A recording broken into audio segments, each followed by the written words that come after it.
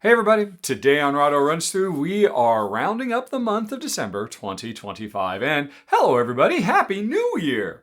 I think this actually isn't going to be going up until sometime in the new year because James, the wonderful fellow from That Board Game Show who edits all these videos together, is on holiday. He is taking a break, which is why you did not see him editing my top 25 of 2025, nor will you see him editing my most anticipated of 2026.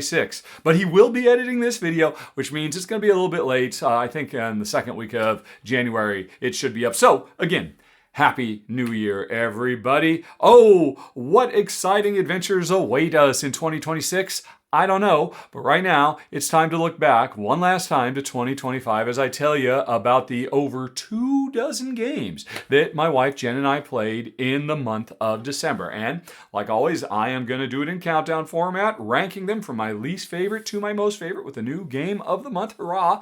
And before we get to the countdown, like always, I just want to let everybody know what exclusives are available in the month of December in case you back the show here on YouTube as members or over at patreon.com/Rahdo. You had a bunch of great stuff. First of all, I think we've got 6 full run-throughs from start to finish of, Isle of Cats Duel, Helsing, Unstoppable, Dungeons & Dragons, Edge of the Realms, Last Droids, and Tirnanog. So, lots of extra gameplay. Half of that is with my wife Jen, too, having a great time.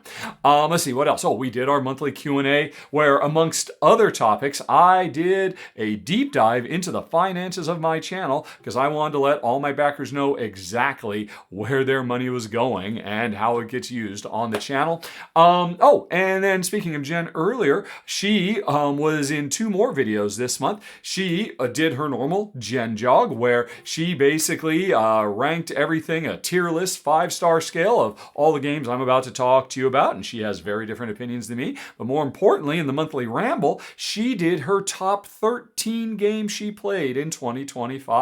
Which was an epic journey of discovery, and she, again, as always, surprised me several times along the way. So anyway, all of that is available right now at patreon.com/Rahdo.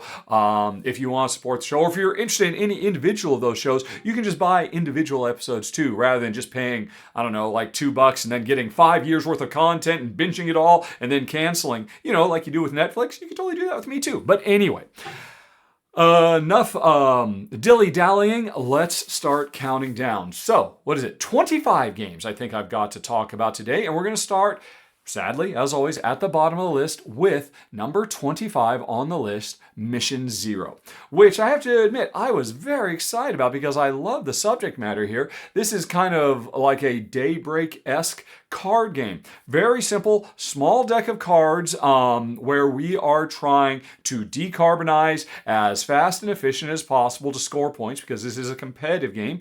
We are members of private enterprise trying to decarbonize rather than governments trying to decarbonize. So there is winners and losers in this game. And I like the core way the game works, where at any given time there are several projects of things we could decarbonize in the world, and this is of course all based on real science, and the game actually comes with a booklet that goes into the particulars of all the thematic elements that are in the game. So if you'd like to learn more about all this stuff, that's there. But anyway, so you've got a set of projects, and every turn we are going to be drafting cards, taking them into our hand, and these represent different clean technologies, like clean energy or methane emission control, stuff like that. And at any given time, you've got a hand of cards that represent all these different techs you could use, and you can spend them to complete the different projects and score points, decarbonize different sectors of, human industry and endeavors.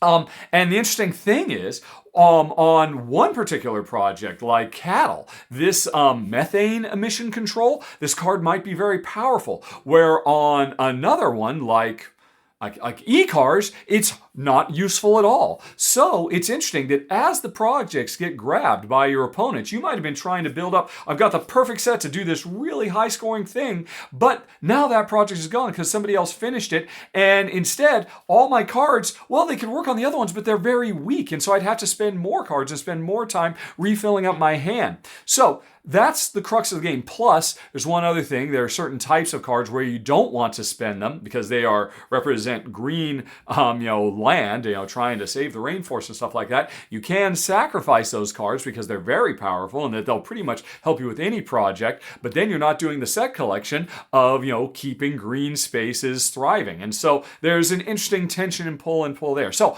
all this stuff is very, very nice. There's one other thing, though, about the game where I start to run into a couple of problems with it. One is, after you have completed a project, you're going to score the points for it. Plus, every project you've completed makes subsequent projects cheaper to complete. So if I've completed like 3 projects already, I get a 3 technology discount on every project I'm going to do for the rest of the game.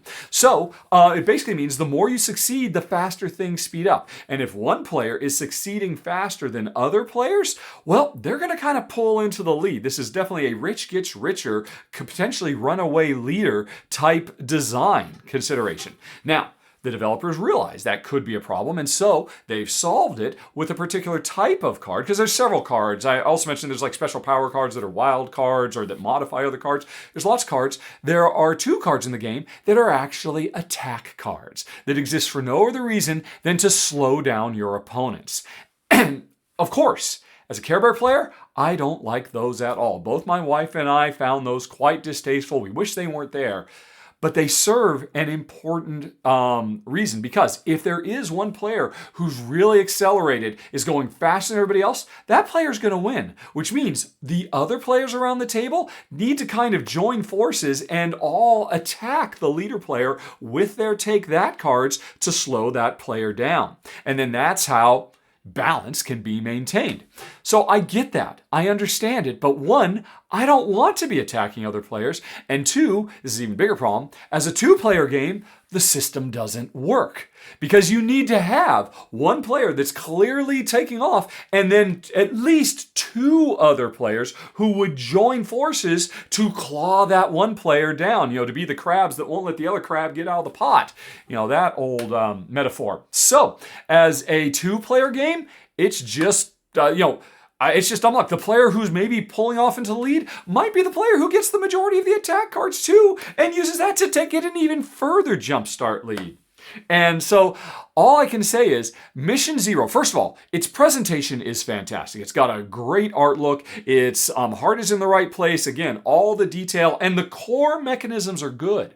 They're solid. It's a fun little card drafting, recipe fulfillment game that works well, but only as a 3 or more player game. I wouldn't recommend this as a 2-player game, unfortunately, and only if you're a group that doesn't mind sticking a knife in every once in a while to slow your opponents down. So, if you're interested in the subject matter, you like the look of it, and you're playing with more than 2 players, and your group is comfortable with some take that, then there is a lot to recommend here. And I would definitely recommend the game. But not for me and Jen as 2-player only Care Bear gamers. It was a miss, very, very sadly, which is why Mission Zero comes in at the bottom of the list, number 25 of the month. But your mileage may vary. Okay, now let's move on to number 24, Celestia Duo, which I have not done a run through for, but the great channel Ludo Chrono did a really good introduction to the game, so that's what we've got on screen right now. There'll be a link for their video down in the show notes. There's links for every video that I'm showing you today down in the show notes if you want to see more about these games. But what is Celestia Duo about? Well, this is basically the 2-player sequel to the Push Your Luck game, Celestia, that came out a few years ago, for 2 players only, as the duo might imply, and it is a cooperative limited communication game. Here's the situation. There is an evil pirate ship that has raided the city and is taken off, and we are giving pursuit in our own flying ship, trying to catch up with them and defeat the pirates and win the day. The way it works is, on your turn, on your group's turn, you're going to move forward, a certain number of steps on this, path through the skies of a bunch of face-down cards. And wherever you end up, you're going to flip that card face up, and it's always, without fail, an ambush card.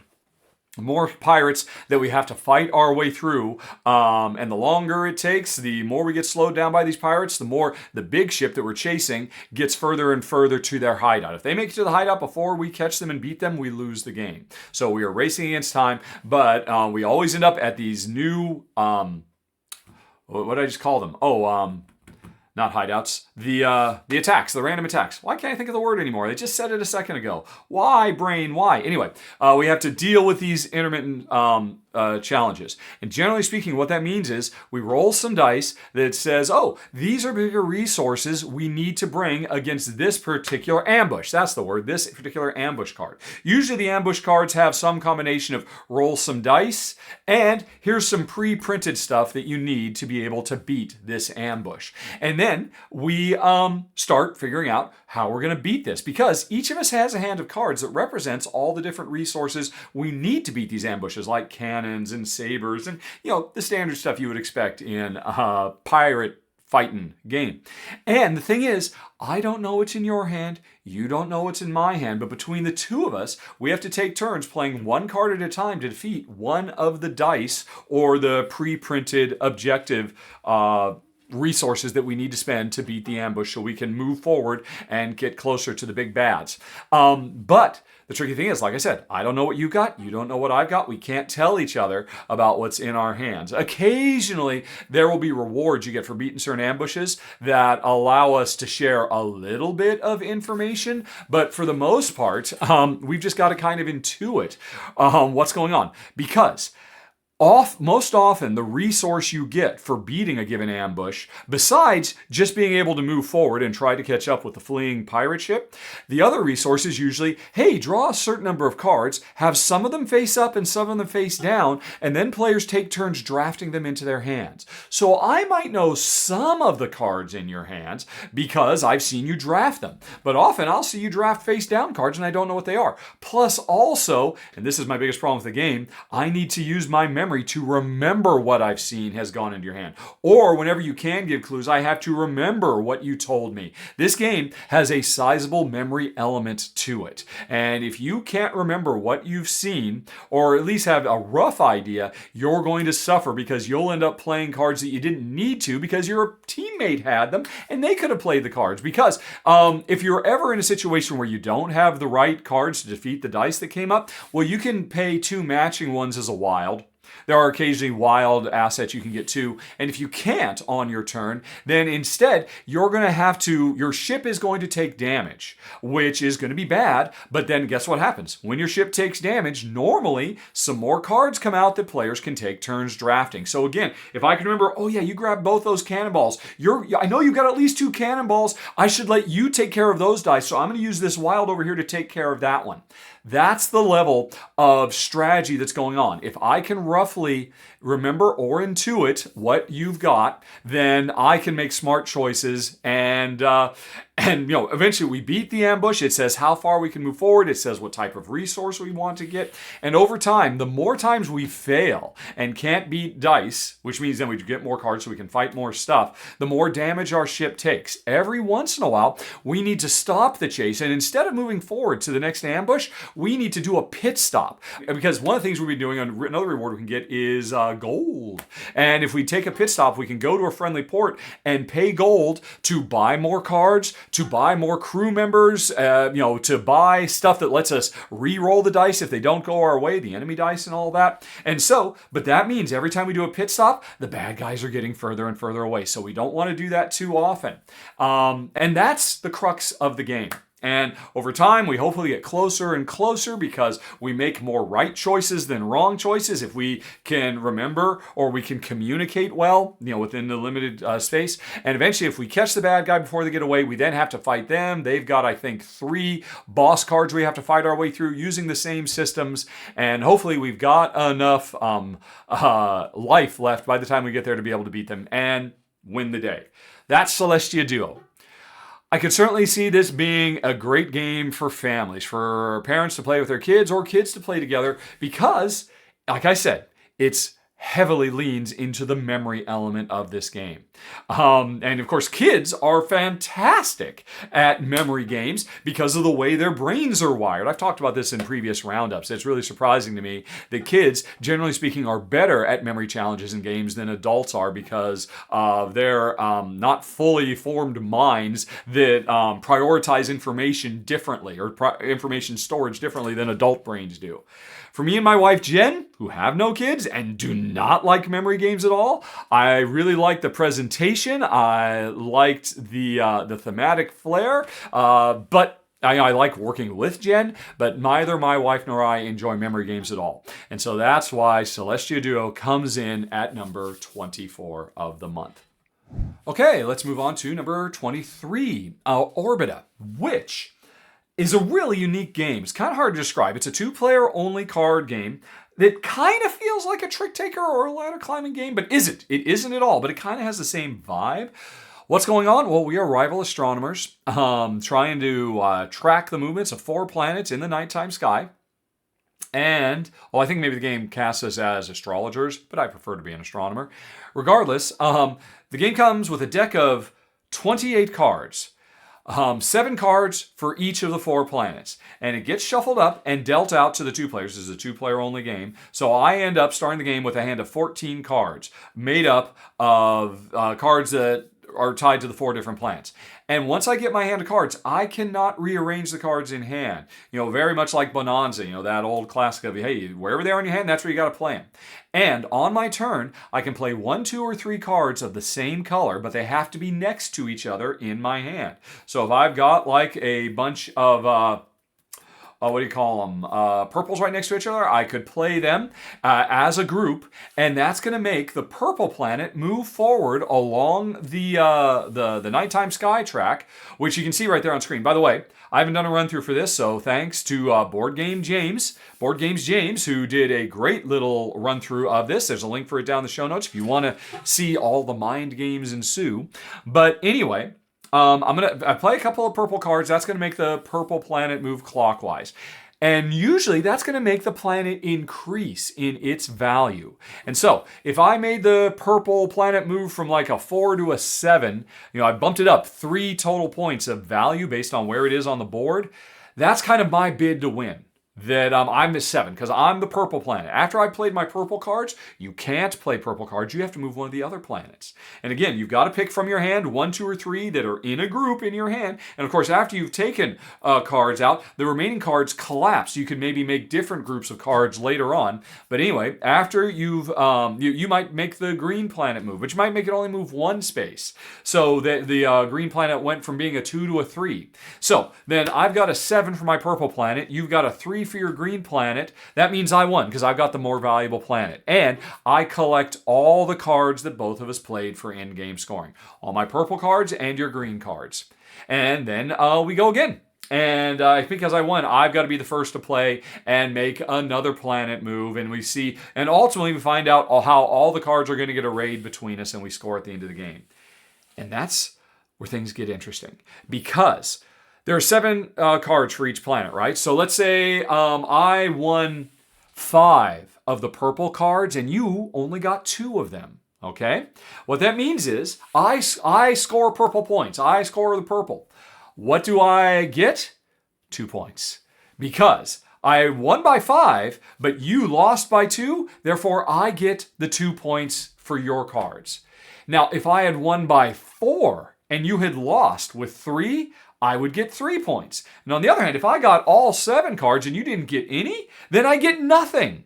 So this is a game where in each of these 4 suits, in each of these 4 colors, you want to win by the narrowest of margins. You want to win by just 1, 4 to 3, because that's how you can get the most points. But of course, being so close, when it's, hey, we both got 3 of this color, whoever gets that last card is going to make out like a bandit. And because of that, knowing when to win and knowing when to lose and force your opponent to win based on the cards that comes out that get played that round is everything in this game. And it's really clever.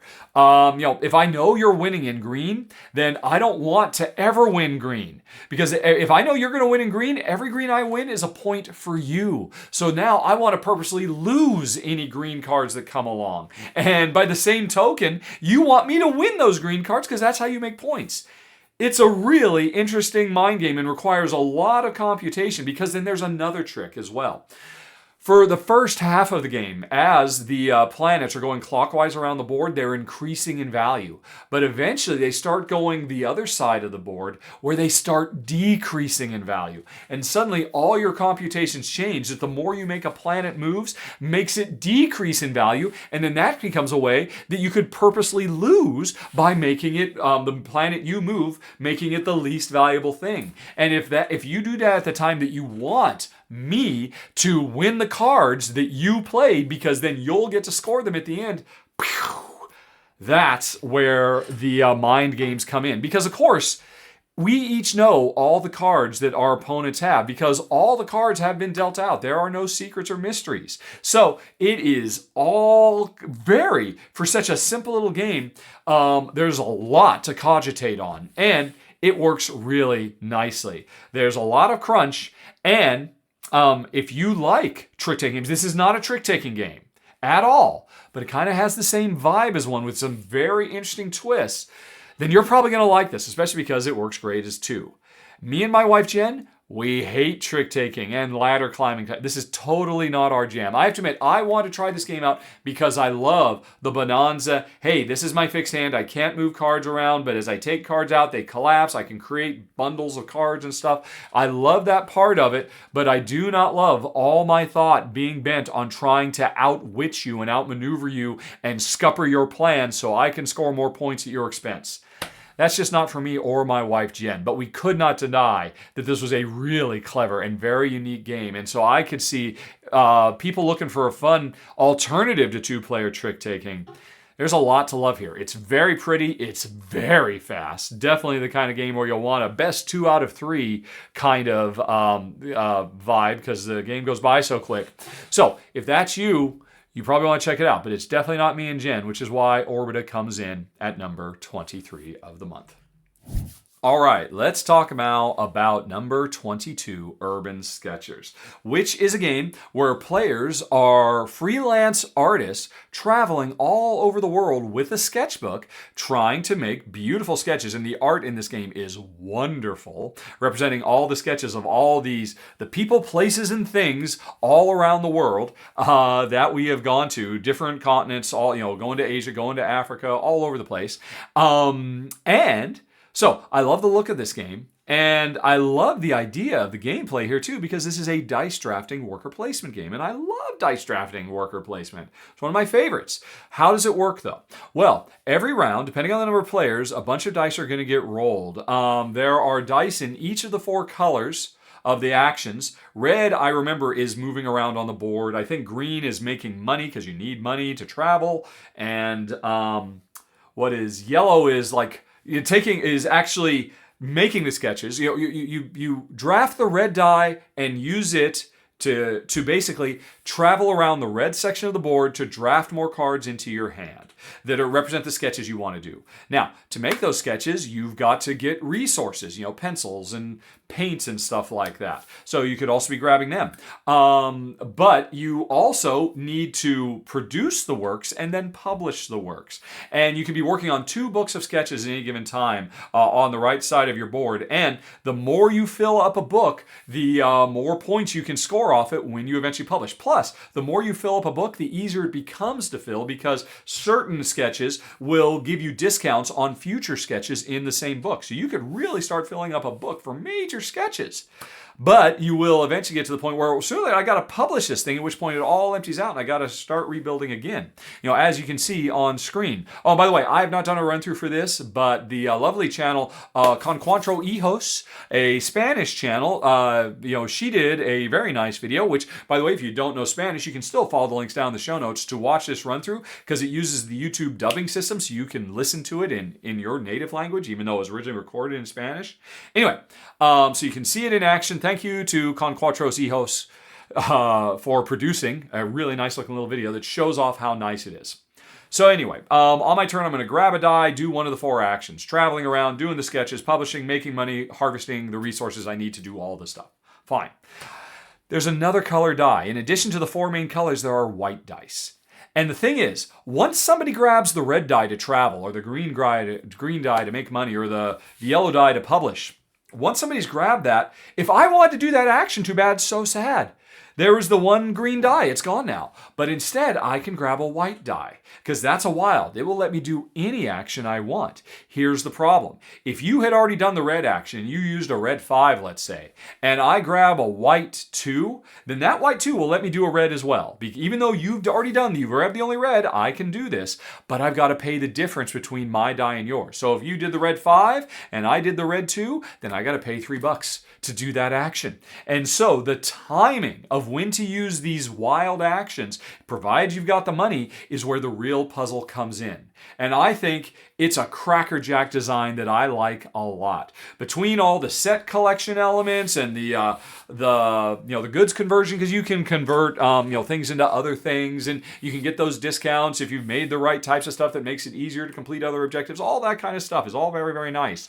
But what really makes the game interesting is this dice worker placement, that there are whatever action you want to do, if you can't get there first, then you're going to have to pay depending on what wild die you could use. And the timing of that is great. If you're playing at higher player counts, because this is my one problem with Urban Sketchers. As a 2-player game, there's only 1 white die. And in a given round, I'm going to take 2 dice, you're going to take 2 dice. And you know what? If you grab the red, I'm not going to pay money to do the red. I'll just wait and do it next turn, because I'm just not going to get frozen out of what I want to do. Jen and I were surprised how rarely we felt the need to use the white die and have to deal with the consequences of that action. It was really kind of a bummer. And the thing is, at higher player counts, there are more and more red dice, because all the dice are going to get gobbled up really quick in a 4-player game, the colored ones, and then you're going to have to use the white dice. And okay, well, I wanted to use it for the red action, but then I got to pay $4. If I use it on the white action, I only have to pay, or the yellow action, I only have to pay $1 with this particular die compared to what's already come. And I think that's when the game's going to become really, really cool. I mean, heck, like I said, you're looking at a woman who plays games with her 4 children. That's literally the name of her channel. And so I think as a 2-player game, it's fine, but it is so laid back and so chillaxed, and there was just no real tension or urgency in anything, because, you grab the red die, that's fine, I'll just do it next round. Oh, okay, I'll use the white die because it's not going to cost me much money. I'm not going to pay a lot, because there just wasn't that much confounding. There weren't other players gobbling up the stuff fast enough to really get in my way, forcing me to make tough choices. We just didn't feel like we had to make tough choices as a 2-player game. And that's a shame, because the system here is great. But I think it's really going to work best if you play it at a higher player count. So which I would love to do someday. But as a 2-player game, sadly, Urban Sketchers is going to come in at number 22 on the list. Okay, next up is number 21 on the list, Helsing, which is a cooperative, pandemic style game. Firefighting, traveling all around a board, dealing with all the little problems that pop up while always keeping in mind the big picture thing you have to defeat. And in this game, which is based apparently on a very popular comic strip, which I gotta say, based on the art here, it must be a fun one to read. It must be very popular, because the art and the sense of humor in this game is great. I absolutely love the look of it and the charm of it and all of that. And but what about the gameplay? Well, like I said, on your turn, you're going to be running around dealing with the minions of the boss. I think the game comes with 3 bosses, if I recall correctly, and every time you play, you're going to be a different boss with their own special rules about how they travel around the board and spawn minions and fight back against you, because to win, we have to beat the boss before time runs out, before the village we're trying to protect is overrun by the boss or the boss's minions. And the way we do actions is not like Pandemic, where, you just got 4 action points and spend however you want. Instead, this is a deck building game. So I want to say you draw a hand of 4 cards at the start of a round. Maybe it was 3. I think it was 4, though. From your deck of 10 cards. You have a very small deck. And you go through this deck very fast. And you're constantly getting those cards again and again, which is important. Because this is a card crafting game. Yeah, baby. Anyway, though, if I recall correctly, I think you drew 4 cards, or 5 if you were playing solo, which is what you're seeing on screen, because I did a solo run-through of the game for backers of the show, which you can find out at patreon.com. Anyway, so you're going to draw your hand of cards, and those cards have a bunch of icons on the left, and sometimes they have a special power down at the bottom. And you can use them for those icons that let you move, or let you fight, or let you re-roll dice, and do various and sundry other powers and abilities. And then sometimes there's some cool special thing it'll do as well. And so I got my hand, it's my turn. How am I going to use these to move? Where do I need to go? Where are the biggest problems I have to fight? Am I going to be able to fight the boss a little bit? Oh, I've got the right cards. I should really focus on getting to the boss and doing as much damage as I can. Or, this round I really need to just do some cleanup and take out some of these minions because we're in danger of losing regions entirely. And if we lose too many regions to the minion explosion, we'll lose the game, all that kind of stuff based on the cards you've got. And then after I play mine, then it's your turn to, choose how to play your cards. At the end of the round, though, before we move on and draw a new hand of cards, we get to spend our, our money. One of the things we can do is make money. We get to spend money to buy not new cards to put in our deck, but transparent cards that we slot into our existing cards to make them more powerful, to add more and more and more icons on the left of the card, or to add cool, super one-time big game-changing powers at the bottom where we could teleport around or, help our teammates from afar or all kinds of fun stuff.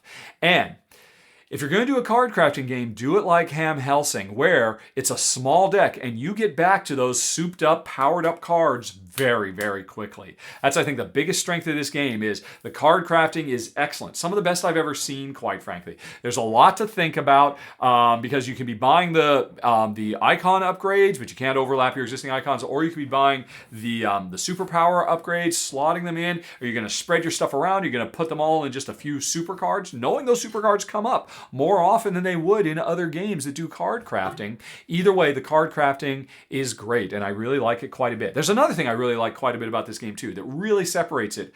I mean, there are so many pandemic style games out there. They got to do something to make it stand out. And Helsing, I think maybe its most interesting thing is most of these games have a deck of cards that will determine, or dice rolls, or some kind of randomizer that will determine where the bad guy goes and what they're going to do, or how the fires spread around the board, whether they're disease cubes, or in this game, the minions, the little bats that we're trying to chase and defeat so they don't overrun the world. Most of the time, it's some kind of randomized or semi-random thing. Here, it's totally deterministic because after I've played all my cards, at the end of my turn, in addition to going shopping and upgrading my cards, I'm going to spawn minions in every zone adjacent to where I ended my turn. So where you stop at the end of your turn is hugely important because you might say, oh, this is a great hand. I want to go fight the big boss. I've got exactly what I need to go fight him. But you know what? The big boss tends to hang out on zones that have a lot of connections to other zones. So if I end my turn there, I might spawn 5, 6, 7 minions depending on where I end my turn. So it's important, all things being equal, that I end my turn in places where there are not many connections, so not many minions will spread. Unless, of course, you're waiting in the wings and you can just take out the minions that spawn because of where I ended my turn.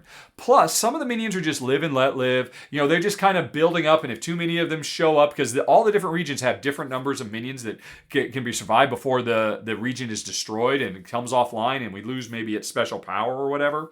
And it becomes dangerous to travel through there because we take damage whenever we travel through a collapsed region. You could afford to let some regions collapse because, it's not that important. We're not traveling over there. Whereas other ones, you could lose big, powerful extra bonuses that you could use if you go to those zones and interact with them. But the important thing is The boss is always drawing cards at the end of round 2, and the boss has several things they'll do about determines how they move from zone to zone as they're trying to go from one side of the board to the other to destroy the village we all are sworn to protect. But the boss will generally trigger the minions to move as well. Generally speaking, he'll say, "Hey, move all yellow minions," and that means all yellow minions that are next to me will glom on and move directly into the zone I'm in. So even though if they were spread all over the place, they could suddenly collapse in one area, maybe beat the crap out of me if I'm there, because that's why they collapsed. They came to attack me, but also shut the area down. So minion management in this game is doing things very, very differently than other games, and it's really interesting, and I really liked it quite a bit. So I love the card crafting, and I love the way it does minions. So why did Helsing come in at number 22? Well, or 21. There's two things I was less excited about. One is dice. Because if you want to fight the big bad boss, you get over to him, you play your cards, and I should say there are 4 different colors of damage you can do because the minions, it's a blue bat, I have to hit it with blue damage. So you're building up your deck to be able to be really good at one type of damage or like a rainbow of colors. You can do all kinds of damage. If I want to go fight the boss though, I play my cards, I say, hey, I'm going to hit you for 4 yellow and 1 blue, because that's how my cards worked out. I could do 5 points of damage to the boss. But what I'm going to do is after I choose what damage am I going to do to them, the boss rolls dice. I forget, it's like 2 or 3 dice. And if they roll the colors that block what I did, I just wasted all those cards. And now that's fine. A lot of people love roll to resolve. But this game is, but what that means is I made all my plans, I know exactly what I want to do, and then I roll dice and the dice say, no, you can't do that. And I just never enjoy that, and I don't enjoy it here. Even though the game gives ways to manipulate the dice, like there are the icons that you can be installing on your cards include ones that let you re-roll dice. So if you're going to fight a boss, make sure you fight him with a card that lets you re-roll the boss's dice, as an example. And you'll level yourself up accordingly as you're putting more icons on your cards. Sure, that's all cool. So, I mean, it's okay. I'm not a fan of the dice, but I guess it's done better than most games. But there's another thing about the game too, which is, I mean, you look at it, I got to assume this game is really kind of aimed at, more of a gateway style, for, families to play in, all that with, its really wonderful cartoony look and aesthetics and all of that. But look at that board if you're looking instead of listening. You might be listening because if you're on patreon.com, this is a podcast you could listen to instead of watch. But if you can see the board, you will notice there are like 3 sections of the board with tons of text on them. A bunch of special rules about how Knuckles works, a bunch of special rules about all the special minion. There's regular minion spiders, but there's also special power minions. A bunch of things about the different locations you can go. There's a lot of text on that board. There's more text on that board than just about any other board I've played in years, because this game comes with a surprising amount of rules. It's impossible not to draw comparisons to Pandemic, because it does borrow a lot of, the core vibe and structure of Pandemic, even if it does a lot of really cool, interesting things. But one comparison I can make to Pandemic is, I gotta say, I have not actually checked this, but I wouldn't be surprised if the rule book for this game is significantly longer than the Pandemic rule book, even though I think this is probably targeted at a more gateway, and I think it's maybe, this game feels like playing Pandemic with a couple of expansions. Or, playing Pandemic Legacy 2/3 of the way through the campaign, because there's so many rules. And I'll be honest, some of them are hard to remember. I was trying, right, or, Knuckles, the helper bear who can come in and wipe out a bunch of minions. He works differently in different circumstances depending on where he goes. And there's all kinds of special rules for him. And now, granted, they're pretty much all right there on the board. The game does its best to help you deal with the surprising amount of mental load that's devoted to keeping track of all the rules. But I really feel like this game would have been better off if, it saves some of that stuff. I mean, this is not something I normally ever say at all. I would say, hell, is this a modular game? Bring on the modules. I want more modules. I think this game maybe could have been a little bit more modular, that, Knuckles is a thing you could turn on. But if you turn on Knuckles, you turn off other elements. So there's just not quite so much going on in this game. Don't get me wrong. I mean, I'm an experienced gamer. I could handle it, but I did find it was a lot. It was more than I expected. And between that and, all the, The really interesting, I want the crunchy, interesting decisions of this game to be about the really cool stuff, the way the bad guys spawn, the way I build up my deck. But a lot of it is just, right, how did Knuckles work in this circumstance? And what was this particular power that the bad guys could do? And how do I take damage here? I don't remember. Oh, what's the biting versus the non-biting spiders? And there was so much stuff. And again, if this is a game that you're going to put the time into, you'll get to where all that stuff is muscle memory. But it is a lot. Honestly, I can't imagine Pandemic shipping, just base Pandemic saying, hey, go out into the world and try to turn board game regular people into board game fans. If Pandemic had this many rules in the base version, I don't think it ever would have been as successful as it was. Now, don't get me wrong, there's so much stuff that's good in here, from the presentation to the a lot of the clever stuff I talked about, but and heck, maybe I've just made this game more attractive. Maybe you dismiss this out of hand because you thought, oh, this is going to be like Pandemic for kids, and that's kind of what it wants to be.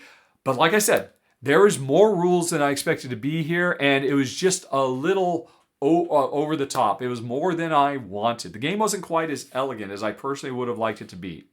Now, that in and of itself is probably not too much of a problem, but that combined with the fact that I do not like roll to resolve, those two things were enough to knock it down. If it had only had one of those two things, or if, like so many people, I love roll to resolve, then I probably would be totally cool, and this game would have been in my top 10 of the month. But as it is, that combination brings in Helsing at number 21. So let's move on to number 20 of the month, Boss Fighters QR. As in QR codes, those weird grid things that you can scan with your phone's camera and it'll take you to a website. Well, this game leans heavily into QR technology to create a kind of Magic the Gathering-esque fantasy battler where players are cooperatively trying to take down a big boss. We are battling a boss using cards that have QR codes on them. And what does that mean? Well, first of all, you need to have your phone or a tablet on the table because that manages the game, takes care of all the rules overhead and makes sure the game flows correctly and reminds players what they're supposed to do at every step of the way, which is certainly wonderful. It's a great example of bringing digital into analog gaming to just make the game flow more smoothly and do more interesting things than you'd be able to do in a traditional analog sense, at least without making the players do a lot more upkeep, because the game takes care of all the upkeep for you. But, you and I are fighting, or, multiple players are fighting. We each have our own special characters with our own special decks of cards. And on your turn, you are going to play, every player is just on their turn going to play one card, then it's the next player, they're going to play a card, the next player is going to play a card, until we go on to the next round and draw more cards and all the kind of normal stuff. And what we're trying to do is do as much damage to the boss as we can. The boss you can hit him with melee, ranged, or magic attacks, but every round they've got armor, and once I've gotten the ranged armor down, everybody wants to hit it with ranged armor. So this is a game where players are coordinating their attacks. Wait, don't hit it with your fireball until I've done this because I'll take the shield offline, or whatever. There's all that kind of stuff. But when you're going to play a card, all you do is you take it and you hold it over and it's amazing to me how smooth this technology is. You just hold it over your phone's selfie camera, it instantly reads it and instantly resolves the card, no matter how complex the card is, because there are some simple cards that just do damage, but there are all kinds of complex cards that can, really mix things up and, create interesting, ways to solve the problem of how to beat this boss. And all the rest of it. And of course, the app is smart enough to keep track of what players have done, what cards they played, so the boss can respond accordingly as well at the end of your turn, or at the end of a round when the boss fights back. And it's interesting because a lot of the decision making is not driven by a deck of cards for the boss, but there is an AI for the boss. The bosses have different kind of little puzzly elements to them that if you can figure out, right, why did the boss, what did I do? Because the boss is responding to the choices we make with the cards we play and doing certain things. And if you can figure out the boss's strategy, which again, this would be very hard to do with a regular game with just decks of cards that represent what the boss does, but because it's being run by an app, it's more like we're playing against a human opponent or a human-controlled boss that is pursuing strategies. If we can figure out those strategies, we can be smarter about what cards we play. And that's a big strength of this game that I like quite a bit. I like the art. Again, it's amazing to me how well the boss... or, the QR scanning is integrated. It's just so smooth. And, and then every round the boss resets itself. The boss does special events, which again are in part in response to the choices we have made. Not just because we've drawn them from a random deck of cards, but because the AI can do more interesting stuff. And that's just really cool. I like everything about that. Now, what don't I like? Why does it come in at number 20? Because I love cooperative games, and I love wherever digital can work its way into analog to make a new and unique experience, and this definitely does that. What's my problem? This is a very lightweight game at the end of the day. This is, while I mentioned it's kind of Magic the Gathering-esque, it is nowhere near as complex as Magic the Gathering. And it's interesting because Magic the Gathering, with all the timings of... Man, I know they don't do instants and interrupts anymore. That's from my day. When I played Magic, there was a difference between an instant and interrupt, which I think they got rid of that, a decade ago. But... Magic can be really complex, and there's a lot of rules lawyering that could go on, which would be a great use for this app. But in this game, that's not going to happen because we're playing a kind of introductory. This is, this is more like, Pokemon or something like that than Magic the Gathering. And for me and Jen, we enjoyed our time with it, but it was, the decisions were generally speaking pretty streamlined and straightforward. There was generally a best idea. And really, the trickiest thing was just trying to get into the mind of the boss run by the app so we could anticipate what they were going to do in response. But as to what cards we were going to play from round to round, that just wasn't as interesting as it could have been because for the most part, the cards are fairly simple. And so, I love everything about this game. I just wish it was more like somewhere around a Netrunner level of depth and complexity rather than a Pokemon or a Yu-Gi-Oh! Although, to be fair, I've never played Pokemon or Yu-Gi-Oh! Maybe they're much more complex than I give them credit for. I'm assuming they are definitely skewed towards lighter, simpler gaming. But you get what I mean? I think the game here is great. Also, I think another great use of the app is that you can upgrade and grow in time. Like over Christmas break, I saw that the developers have released a new winter-themed boss that you can fight against, which wasn't there as part of the main game. So the game can grow. So there's so much that can be done with this. I just want the core game itself to be a little bit crunchier, a little bit meatier, a little bit less gateway. It's a bit too lightweight for me and Jen, but otherwise I loved everything about it. And again, I cannot stress how amazingly smooth the technology is here. It's hard to fault it. They did a fantastic job with number 20 of the month, Boss Fighter. QR. So what do we got next? It is number 19. Unstoppable, which I think turned a lot of heads in 2025. This is a very, very popular solo or two-player co-op boss battler. Hey, we're continuing with co-op boss battlers, although this game, Unstoppable, is really clearly designed first and foremost to be a solo game, and then it has a two-player mode where basically each player can almost be playing the solo version of the game just in parallel to each other, sitting side by side. But what is the game? Well, it is a sci-fi universe where we're on far-flung planets that represent different factions of society, and we are trying to build up a deck of cards that really focuses on the different factions to be able to leverage them, to be able to do damage to a big boss that we're trying to beat and its minions. And that sounds very normal, but there is nothing normal about this game because this is a deck building game. Did I mention it's a deck building game? Where your deck wants to kill you. And that's cool. That's cool as all get out. Here's the deal. Every card in your deck is two-sided. On one side is the card you use to play to, gather resources to be able to, to deck build or do damage or, make combos between different types of cards to heal yourself because, the bad guys will hurt you too. All kinds of stuff. All the kind of stuff you would expect. That's on one side of all your cards. On the back side of every one of your cards is a monster or a cultist or whatever that wants you dead.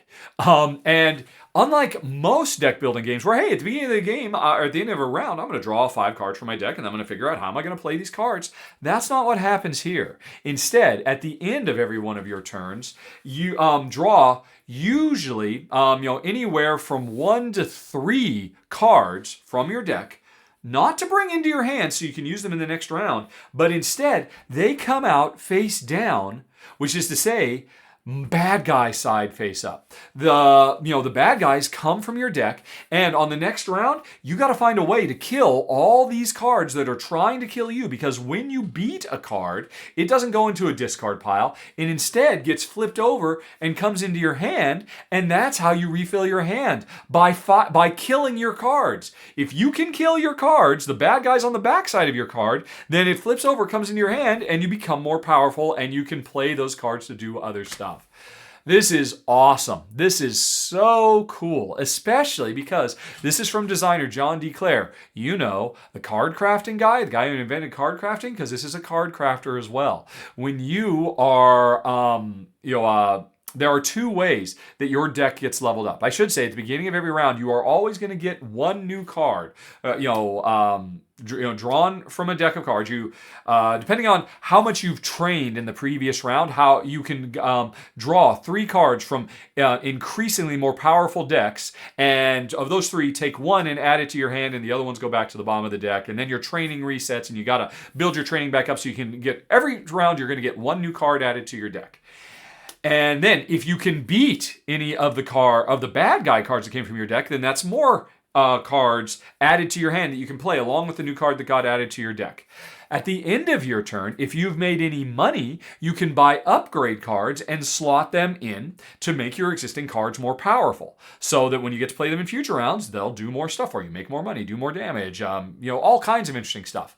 But the thing is, whenever I slot an upgrade card in and make my side of the card more powerful, I'm also making the other side of the card more powerful too. And so now my most powerful card also becomes my greatest enemy, because it's going to be harder to kill, or it does more damage to me before I can kill it, so that I can get it back in my hand so I could use it. This is so smart. This is so clever. I love it.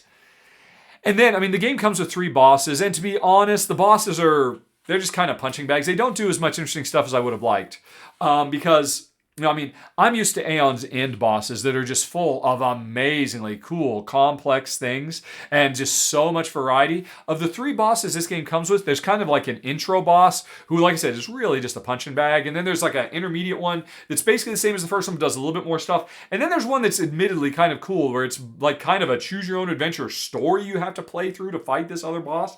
And that's neat. But still, the bosses are nowhere near as cool mechanically as what I get to do is, and that's kind of a bummer.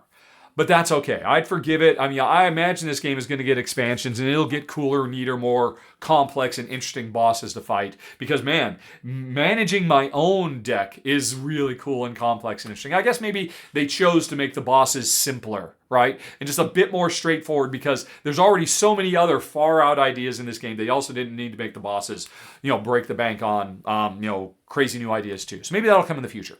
But anyway, I love the conceits of this game. And I think it's a phenomenal solo game. And if I were a solo gamer, man, I could see this competing with Aeon's End or Marvel Champions for me, for something I'd want to play a lot, even if the bosses aren't quite as cool as they could be. But I'm not a solo gamer. And this is my problem. This is why Unstoppable comes in at number 19. I would rather play this co-op with my wife. And while it works, here's the way it works. I am playing over on my side of the table, fighting my little bad guy boss or minion cards and doing all my stuff. And meanwhile, you're doing the same on your side of the table. In fact, we do everything simultaneously in this game because our overlap is almost completely non-existent. I'm playing my solo game, you're playing your solo game, and both of us are diverting our time between fighting our own deck of bad guys and fighting the boss. And basically, if you play a 2-player game, the boss has twice as many hit points, so you have to do twice as much damage because there's two players playing their own solo game to beat the boss, and that's a bummer. There's one thing where players overlap, in the co-op, which is, I said, remember at the end of the turn, anywhere from 1, 2, or 3 cards are going to come out, and then those are more cards I have to fight next round. And the same is going to happen for you. When I've got my new cards and I'm beating my cards and getting more cards in my hand and all that, whenever I do damage, I can choose to fight my cards or your cards. And if I beat your cards and save your bacon, they'll go in your hand, and then maybe that's the card you need, and then you can turn around and beat one of my guys because I couldn't beat my guy because it has a defense I couldn't get past. So there's a tiny, a smidge of cooperation between players, which comes down to, right, these are the bad guys in front of me, these are the bad guys in front of you. We want to kill all of them this round if we can. And am I better off killing some of yours and you could kill some of mine? And that's okay. But that is such a letdown considering how great everything else about this game is. Especially because all I want to do is, I just want more. I want to be able to say, oh yeah, that's great. I can fight your guys, you can fight my guys. But if I have a healing card, I can only heal myself. I can't heal you. If I've got a defense card, I can only defend myself. I can't defend you. If I've got a money-making card, I can only give myself money. I can't give you money. And for everything, the only overlap is the fact that we can do damage to each other. And if they had said, no, let's go deeper. Let's say pretty much almost everything. I could give you my money. I could heal you. If we could really interact, and I would imagine to make this work, they would have to increase the difficulty level because, man, if I could do all my cards on you and you could do all your cards on me, we'd have so much flexibility. We'd be so powerful. We would just wipe the floor with the bosses. They'd have no idea what hit them. So the difficulty would have to increase. The design difficulty would have increased. But there are plenty of ways to do that. And if they had done that, this could be, we could have cooperation and coordination between players more along the lines of the way I expect it to work, like in Marvel Champions and Aeon's End, which are amazing cooperative experiences that overflow with fun and interesting ways for players to interact with each other. In this game, like I said, it was designed to be a solo game, and the 2-player game works, but nowhere near as well as it could have if an equal amount of time had been put into, I didn't even mention there's action points. You only have so many you can only play so many cards in a given turn because we have certain action points. One of the most valuable things a card can do for you is give you more action points so you can do more actions. I'd like to give you actions because, hey, it's great, I've got 2 more actions and I don't need them at all. And so I'm just going to waste them this turn. It'd be great if I could give them to you because meanwhile, there'd just be so much more that could be done.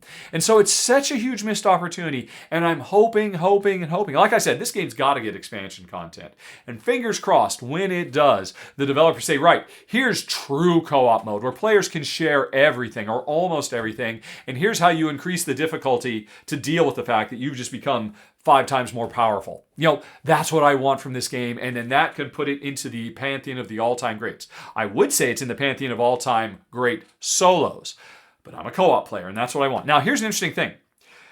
Apparently, the Unstoppable system is going to get a new spin-off game in 2026 that is set in some very popular series of fantasy novels. I can't remember what it was called. I read about it briefly. And, fans of that book, I'm sure, or series of books are going to be very, very happy. If anybody knows what it is, put it down in the comments, because I'm sure people would really like going on. But I'm fine with the sci-fi setting. I'm just hoping that if, for this spin-off, that they use this as an opportunity to say, let's devote more time to making the co-op experience more co-op. The 2-player experience more co-op. Because, like I said, this could be one of the all-time greats. My wife loved it, but she loves card crafting games. And I love card crafting games too. And I love so much. My deck is trying to kill me. I have to earn my cards instead of just draw them. These are such amazing fun ideas. And the card crafting, as always, is fantastic too. Especially every time I make my card more powerful, I make the enemy on the other side more powerful. These are amazing ideas. Just let down a little bit. Just needs a little bit more love for the co-op mode, which would bring Unstoppable into my top 10 of the month, maybe even my top 5. But as it is, it's number 19, Unstoppable. Okay, let's talk about number 18, Dungeons & Dragons Edge of the Realms, which is a new, competitive fantasy tile-laying game. Although it's not tiles, it's cards. It's a card drafting, tableau building game set in the Dungeons & Dragons universe. It is a very kind of abstract tile layer or card layer, with just a little juice of storytelling, a la Dungeons and Dragons, kind of in the same mold as, what's it called? The Dungeons and Dragons Lords of Waterdeep game. But obviously a very different game. This is not a worker placement game. This is a tile line game. But how does it work? Well, on your turn, you've got a hand of cards that are 3x3 grids of different terrains, ocean, mountain, desert, and forest, if I recall correctly, or blue, gray, yellow, green. And you're going to draw one more card and add it to your existing hand. Then you're going to play one of those cards to your growing 4x4 grid of fantasy terrain that you're building, because you're basically making a map of the world. The edge of the realm is what we're doing in this game. And then the cards you didn't play, you will give to the player to your left. And, it's basically a closed hand drafting game. But then on the next round, everybody's going to, I'm going to get cards. I'm going to get, I'm pretty sure it's 3 cards from my neighbor, and then draw another card, put it in, and then I'm going to pick another card and draw and play it. And there's a couple of interesting things about this. First of all, when I play a card, I can't just put it anywhere I want in the 4x4 grid. But neither is it like a standard thing where, I always just have to place it next to an existing thing. Here, there's a very strict order. I must place my first card in the top left corner. That one's preset. Everybody has a starter card that's kind of like your starting city that you're going to go out of and explore the world that you're mapping. The second card plays goes to the right of the first. And then the third card goes to the right of the second. So basically, the first 4 cards that get played to my map go from left to right along my top row. Then I'm going to keep on, getting a hand of cards, drawing another one, and then my second row is going to go from right to left. And then my third row is going to go from left to right again. And then my fourth and final go is down one more row and right to left. So it's kind of like a snake, all the way to the right, then down, then all the way to the left, then down, then all the way to the right, then down. And so you are incredibly restricted with where you can play these cards. You can't put them wherever you want. And that's the fundamental tension of this game. Saying, okay, I've got this card, but this is not the right place for this card. I have to place something, and I don't want to play any of the cards in my hand to this spot right here. But this is where I have to play, and so I've just got to figure out what is my best option, because we are only going to play 15 turns. We're going to play 15 cards, plus the first card that was played as part of setup. That's it, and you're going to play them in order. There's nothing that lets you say, no, I want to break the rules and put it over there. You just got to do what you got to do. Well, that's not true. There are a couple of rules breakers. Whatever card you play, it's got the environments, the forest, the mountains, the oceans and the deserts. And generally speaking, you're trying to either make the biggest contiguous group of mountains, forests, lakes, and oceans, because you're going to score a point for everything in your biggest mountain range and your biggest ocean and all of that. Or instead, there's one of 2 modes. You're either trying to make your biggest of each of the 4 types, or you're trying to make a bunch of medium size. Because any zone that I think has like 5 or maybe it was 6 spaces, it's at least 6 spaces big, will score points at the end of the game. So either way, you're trying to work that. You're trying to lay out your forests, your mountains, your deserts, and your oceans to fulfill those objectives to score points at the end of the game.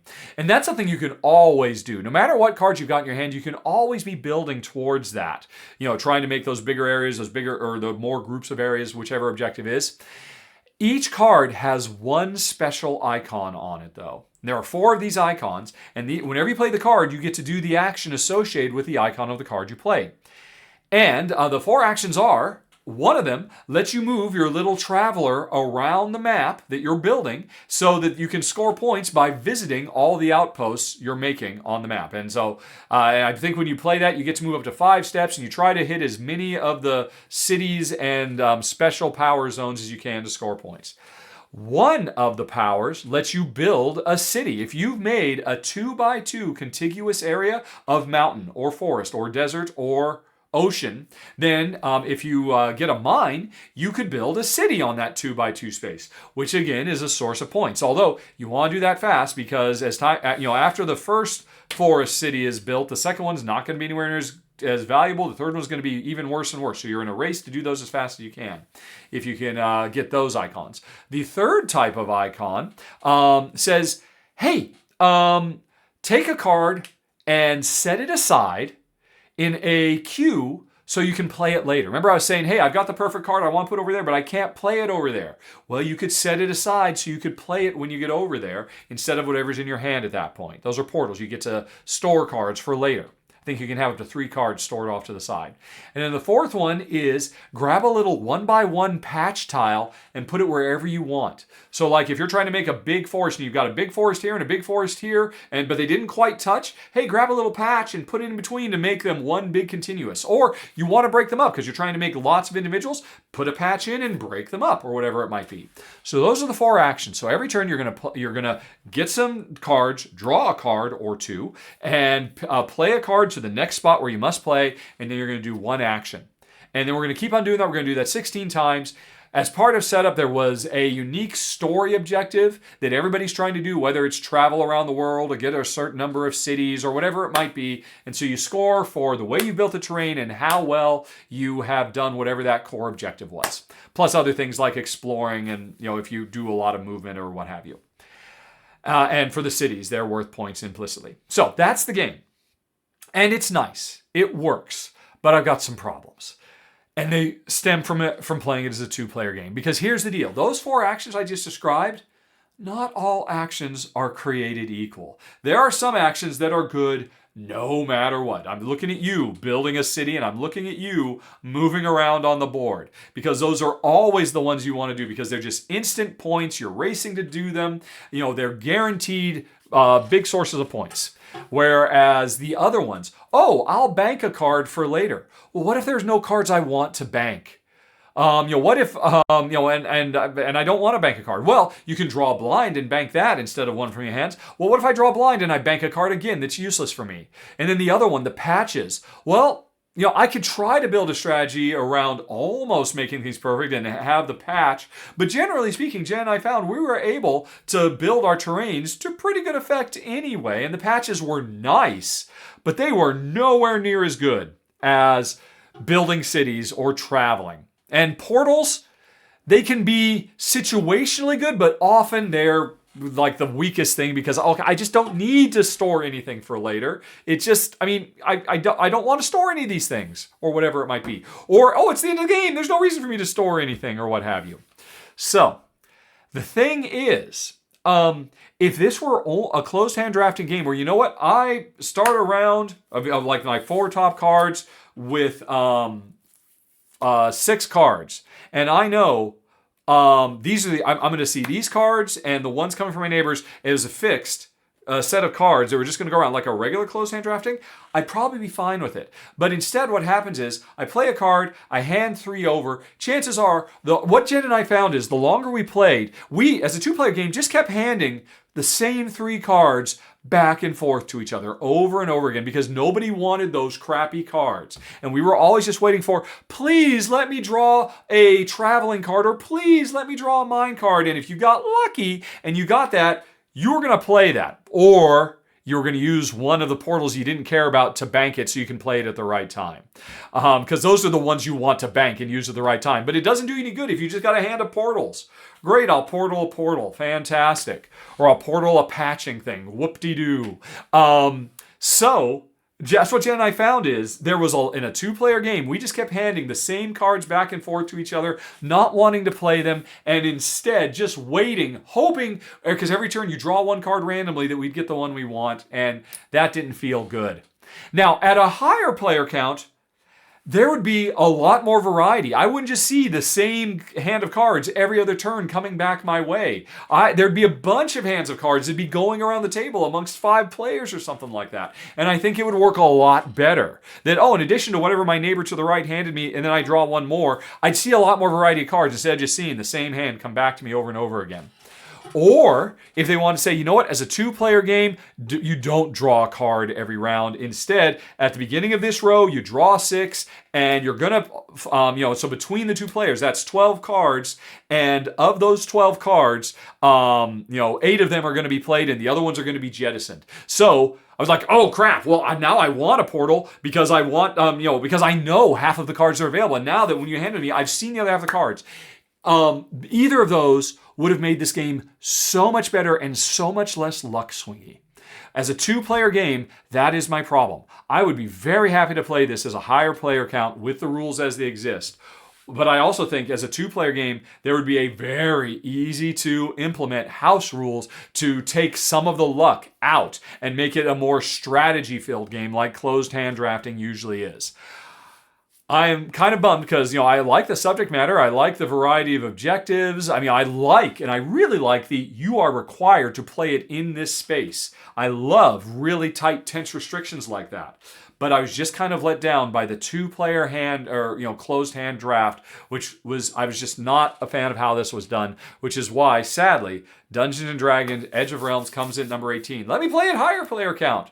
Or, like I said, there's a very easy to implement house rule that would make this so much better for 2, I think, anyway. But that's just me. All right, let's move on. Okay, are you folks ready for number 17? It is Arborea Rewild, which is a very interesting game for me. I didn't really know much about it going in because I have to admit, coming in January, there is going to be a crowdfunding campaign for the first expansion for Arborea, which was the first game I ever played from one of my favorite designers of all time now, Danny Garcia. Now, Arborea is already sitting in my top 100 games of all time. And with Arborea Corruption, the first expansion for Arborea coming, I was all over that business. Very excited to give it a try to see what the Corruption expansion adds to an already phenomenal game. And I'll be talking about Arborea Corruption because I'm going to be doing a full run through of that expansion and showing you what it adds. But publisher Alley Cat Games, in addition to making this expansion come out, and you'll be able to pick up Arborea if you missed it the first time around, they're also including the opportunity to back a little spin-off game set in the Arborea universe, and that's what this is, Arborea Rewild. So, I'm going to do a sponsored run-through for Arborea Corruption. You'll be able to see that separately on the channel. But they also sent along Rewild, and I figured, I've got it. Let's give it a try, too. Let's see what it looks like. And this is a very sweet and charming game. Like I said, I didn't know anything about it, but apparently it is based on a very popular independently published game called Rewild, which was a solo-only tile-laying game, just set in kind of the modern world where you are rewilding territory for, animal habitats and all of that by tile laying. And, that subject fits perfectly into the Arborea universe, because again, we are trying to rebuild the biomes of this fantasy planet Arborea. So all they had to do was kind of redo the art, and suddenly you've got this very, very cool and incredibly popular. There's such a huge fan base behind Rewild that I'm kind of surprised it took this long for it to get a bigger printing, and so I'm glad that more people are going to get to experience it. Now, it was, like I said, Rewild was originally designed as a solo game, and the way it works is you are going to draw a tile and add it to an ever-expanding table full of tiles, but the tiles don't go, they're 4-side tiles, they don't go directly next to each other, they go offset from each other because each tile is a little grid, a 2x2 grid of different biomes. And whenever you put a tile down next to other tiles, it has to perfectly match what has come before. So it can be a tight little puzzle to try to squeeze all these things in. But because you're placing all these tiles offset from each other, you are also eventually creating little areas that are completely little 1x1 areas in the grid that are surrounded by all the outer tiles. And when that happens, that's when you grab one of the scoring tiles that are off to the side and you plug it into that little 1x1 zone that you've created by surrounding it with all these other tiles, and that will become a source of points for the end of the game. And then you just draw another tile and you keep going. Now, that sounds pretty simple.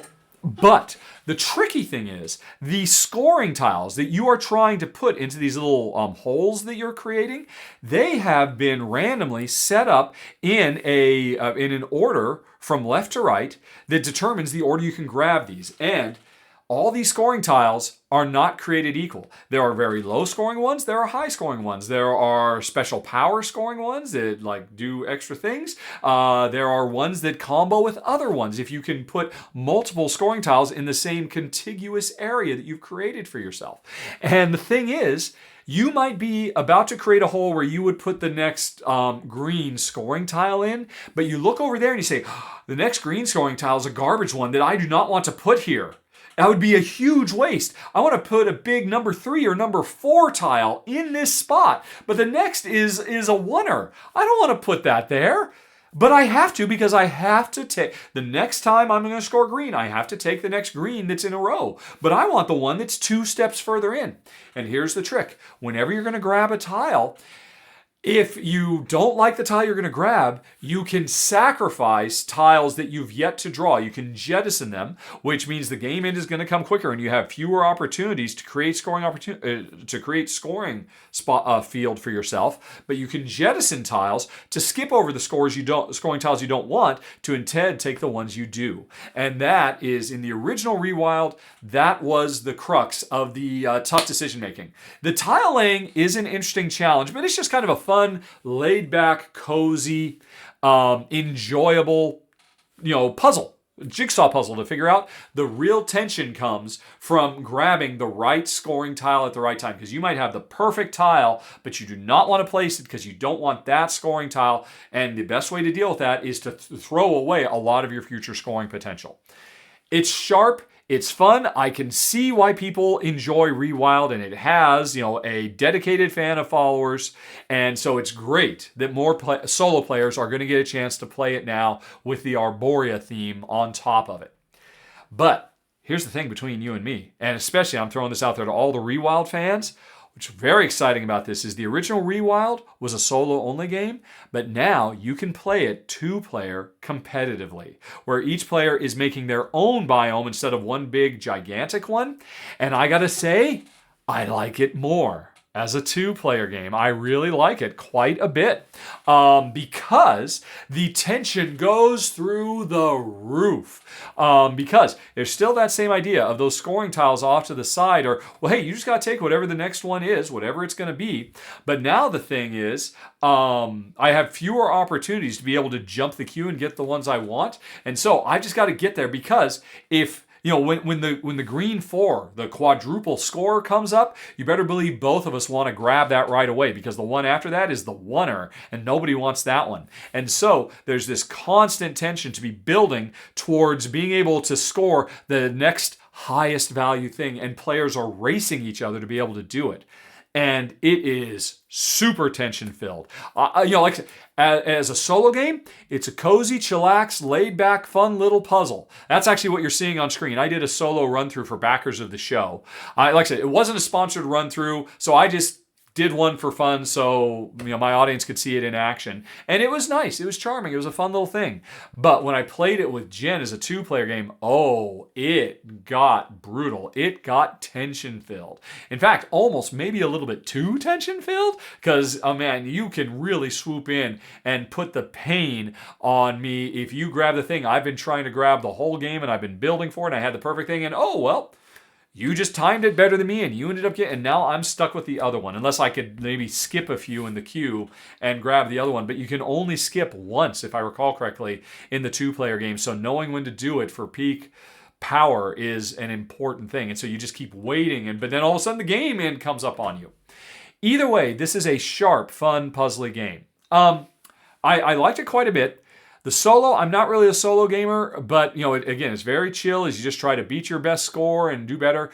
The 2-player game is maybe almost a little bit too tension-filled, a little bit too, this is too painful, because, man, I felt some pain in this game. But for players who really want extreme tension in their 2-player competitive tile laying, I recommend it. Now, like I said, this is not what the campaign is, but you'll be able to see the campaign when it launches and learn more about this. I mean, I believe you could probably just back and get this thing if you want, if you don't want the big, super heavy, epic Euro of Arborea. But I just got to say, I think they did a phenomenal job bringing this game about real-world conservancy and biome building into this fantasy world that I was already in love with because I love the original, and making something that is just a great little...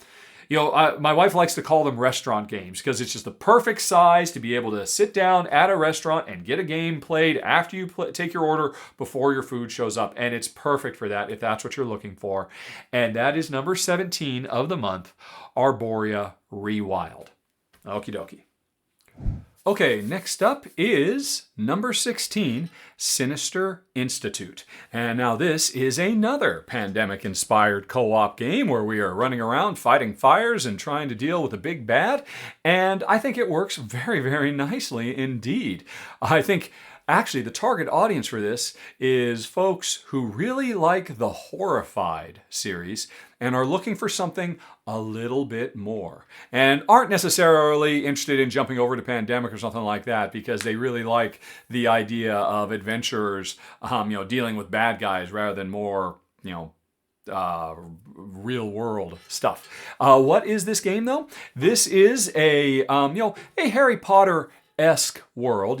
We are young wizards in a Hogwarts-esque location that is under assault from a He Who Shall Not Be Named-esque force that is moving around every round from space to space on the board and dropping off lots of little minions that we've got to fight because if the place gets overrun with the minions, we lose. And to win, we have to complete a series of relatively simple, straightforward quests where we have to get certain items and take them to certain places and delivering them successfully to complete the one of several objectives that we have to do.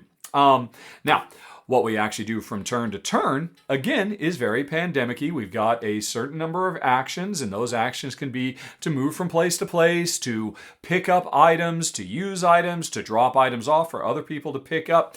And it is very pickup and delivery focused because all these magical items that we can get, well, they all have unique functions that can just help us deal with the moment-to-moment crises that we're dealing with, like the boots that let you move really far, or I think it's the pendant that lets you create portals where there would otherwise not be a way to travel. You can put these extra lines down so you can basically move through walls that would otherwise be impassable, and various things like that. Actually, the coolest item is the one that lets you take entire tiles because this is a randomly generated world. The center 9 tiles represent the wizard school that we're at, and then the outer ones represent the swamp that this school is in the middle of. And those all start face down, and we have to explore and see what's out there. But basically what's out there is a whole bunch of connected tunnels, and the arguably the most powerful item in the game is the one that lets you pick any tile and rotate it clockwise or counterclockwise to completely rearrange the series of corridors that allows you to get from one place to another to pick up the items that you need to take to certain spots, because that's the real friction of the game. You want to hold on to these items because they're very powerful tools to let you get around to deal with the bad guy, to get away from the bad guy who's going to damage you if you get in his way as he moves around, and to fight all his minions off and all of that. But if we are using those items for that, we can't take those items where they need to go to complete our little objectives. And so that is the crux of the trade-offs and the challenging decisions we have to make. And I gotta say, it works very, very nicely. I have to admit, I am not the biggest fan of Horrified. I honestly think it's a little bit too simple and focused on pick up and deliver way more than I want. This game moves at a much faster clip. Everything is very on your face, very in your face. Fast acting. The board is smaller, and yet as more and more of it gets exposed, it is a Byzantine maze of corridors that you need to manipulate to be able to get from one place to another, or one of your teammates can manipulate them so you can get where you're trying to go, while also trying to fight off the bad guys and all of the rest of the normal pandemic-y stuff you would expect. It is really nicely done. I like everything about it, from the randomly generated world to those tough choices of when to use an item or when to hold on to it or when to drop it so somebody else could pick it up because as they're passing through, because they have a better use for it than I do. Overall, I would not play it over Pandemic, though, because it is still, like Horrified, maybe a little bit lighter than what Jen and I are looking for. And this is actually an interesting contrast to an earlier game I talked about on this list, where the co-op puzzle was maybe a bit more needlessly, heavy rules heavy. This one is just the right level of rules to gameplay that you could teach this to anybody, and yet it is a fun puzzle to solve, but it is still a more lightweight puzzle, and I'd probably personally like a little bit more stuff to manipulate, a few more cool special items in addition to the ones that are already there, or some variety from game to game so you see different ones. But I can't deny that overall it is a sharp, fun, fast-playing game between the powers we pick up, the powers we have, because each player is their own special character who can do stuff, and the replayability that comes from a randomly generated board that you have to explore. Exploring is not something we normally get in these pandemic-inspired, firefighting games, and I think it's done nicely here. So if you like pick up and deliver, and you like working with others, and you like, the whole student wizards trying to save the day aesthetic, there is a lot to like here. Number 16 of the month, Sinister Institute. All right, now we've got number 15, Lords of Worlds, which is a fairly abstract tile-laying game. It does have a theme, and it's certainly a far-out one. We are basically deities who have taken it upon ourselves to build new worlds, and we have to decorate them with all types of terrain. And how do we do that? We go to the local deity shopping mall, where we can buy mountains and forests and lakes and all the rest of it, have them delivered to our little world we're building, and then try to lay the tiles out to score points. Either by, the two main sources of points are trying to get similar types of terrains next to each other in our world, so that they get bigger and bigger and are worth more points. But each tile has a type of terrain, and it also has a number on it. And if I've got a few 7s that I put out in my world, I want to get as many 7s as possible, because there's a set collection element. The more you have of a given specific number, whether it's 1s or 10s or 5s or whatever, the more points you get that way too. So those are the two main things you're thinking about as you are traveling around in the mall, which is like a central board that everybody shares access to grab the tiles you want and then deploy them out on your own board, putting them wherever you want and covering up certain spots to get special bonuses and all that kind of business that we've seen in lots of other games. What makes the game special is not the tiling, which is what I just talked about, but how we get the tiles from the shopping mall. Although, like I said, it's really just a big board that we are traveling around because we have access to a bunch of cards. I've got cards in my hand, and it's possible that I can take a turn to grab more cards from the public display. But on my turn, I can play one or more of a given color of card, and these cards have numbers on them ranging, I forget, from like 1 to 7 or 1 to some number or other. If I've got multiples of a given color, I can play them, and I tally up the numbers that, the value of the cards I play, and that says how many points I can spend traveling around in the mall. And what happens is, say there is there is a mountain tile that I want to get because it's got the number 7 on it, and I'm trying to collect 7s, and it's 3 steps away from me in the mall. So I need to have a total of 10. 3 to go 1, 2, 3 steps to get over to it, and then 7 to pick up the number 7. So that means I've got to play cards totaling 10 or more. And that's pretty expensive, because the smart thing to do is try to pick up the tiles that are right next to me, so I don't spend a lot of the power of my cards traveling around from place to place. But sometimes the perfect tile you want, somebody else grabbed it and you can't grab it, so you need to get someplace else really quick. And so you'll pay through the nose. But eventually you're going to run out of cards. So you can spend a whole turn just grabbing a new depot of cards, because there are depots for each of the 4 color cards that are building up all the time. Basically, when cards get taken away, we have to refill, but we don't just say, hey, let's just have one of each color out there. There's a thing where we keep drawing cards to refill the depot of cards until there is at least a total of, I think it's 7. I think the number is 7 7 again. I could be wrong about the number, but it's something like that. A number 7 at least total power of each of the color of cards, which means at any given time, there might be, or no, I'm sorry, no. That's not quite it.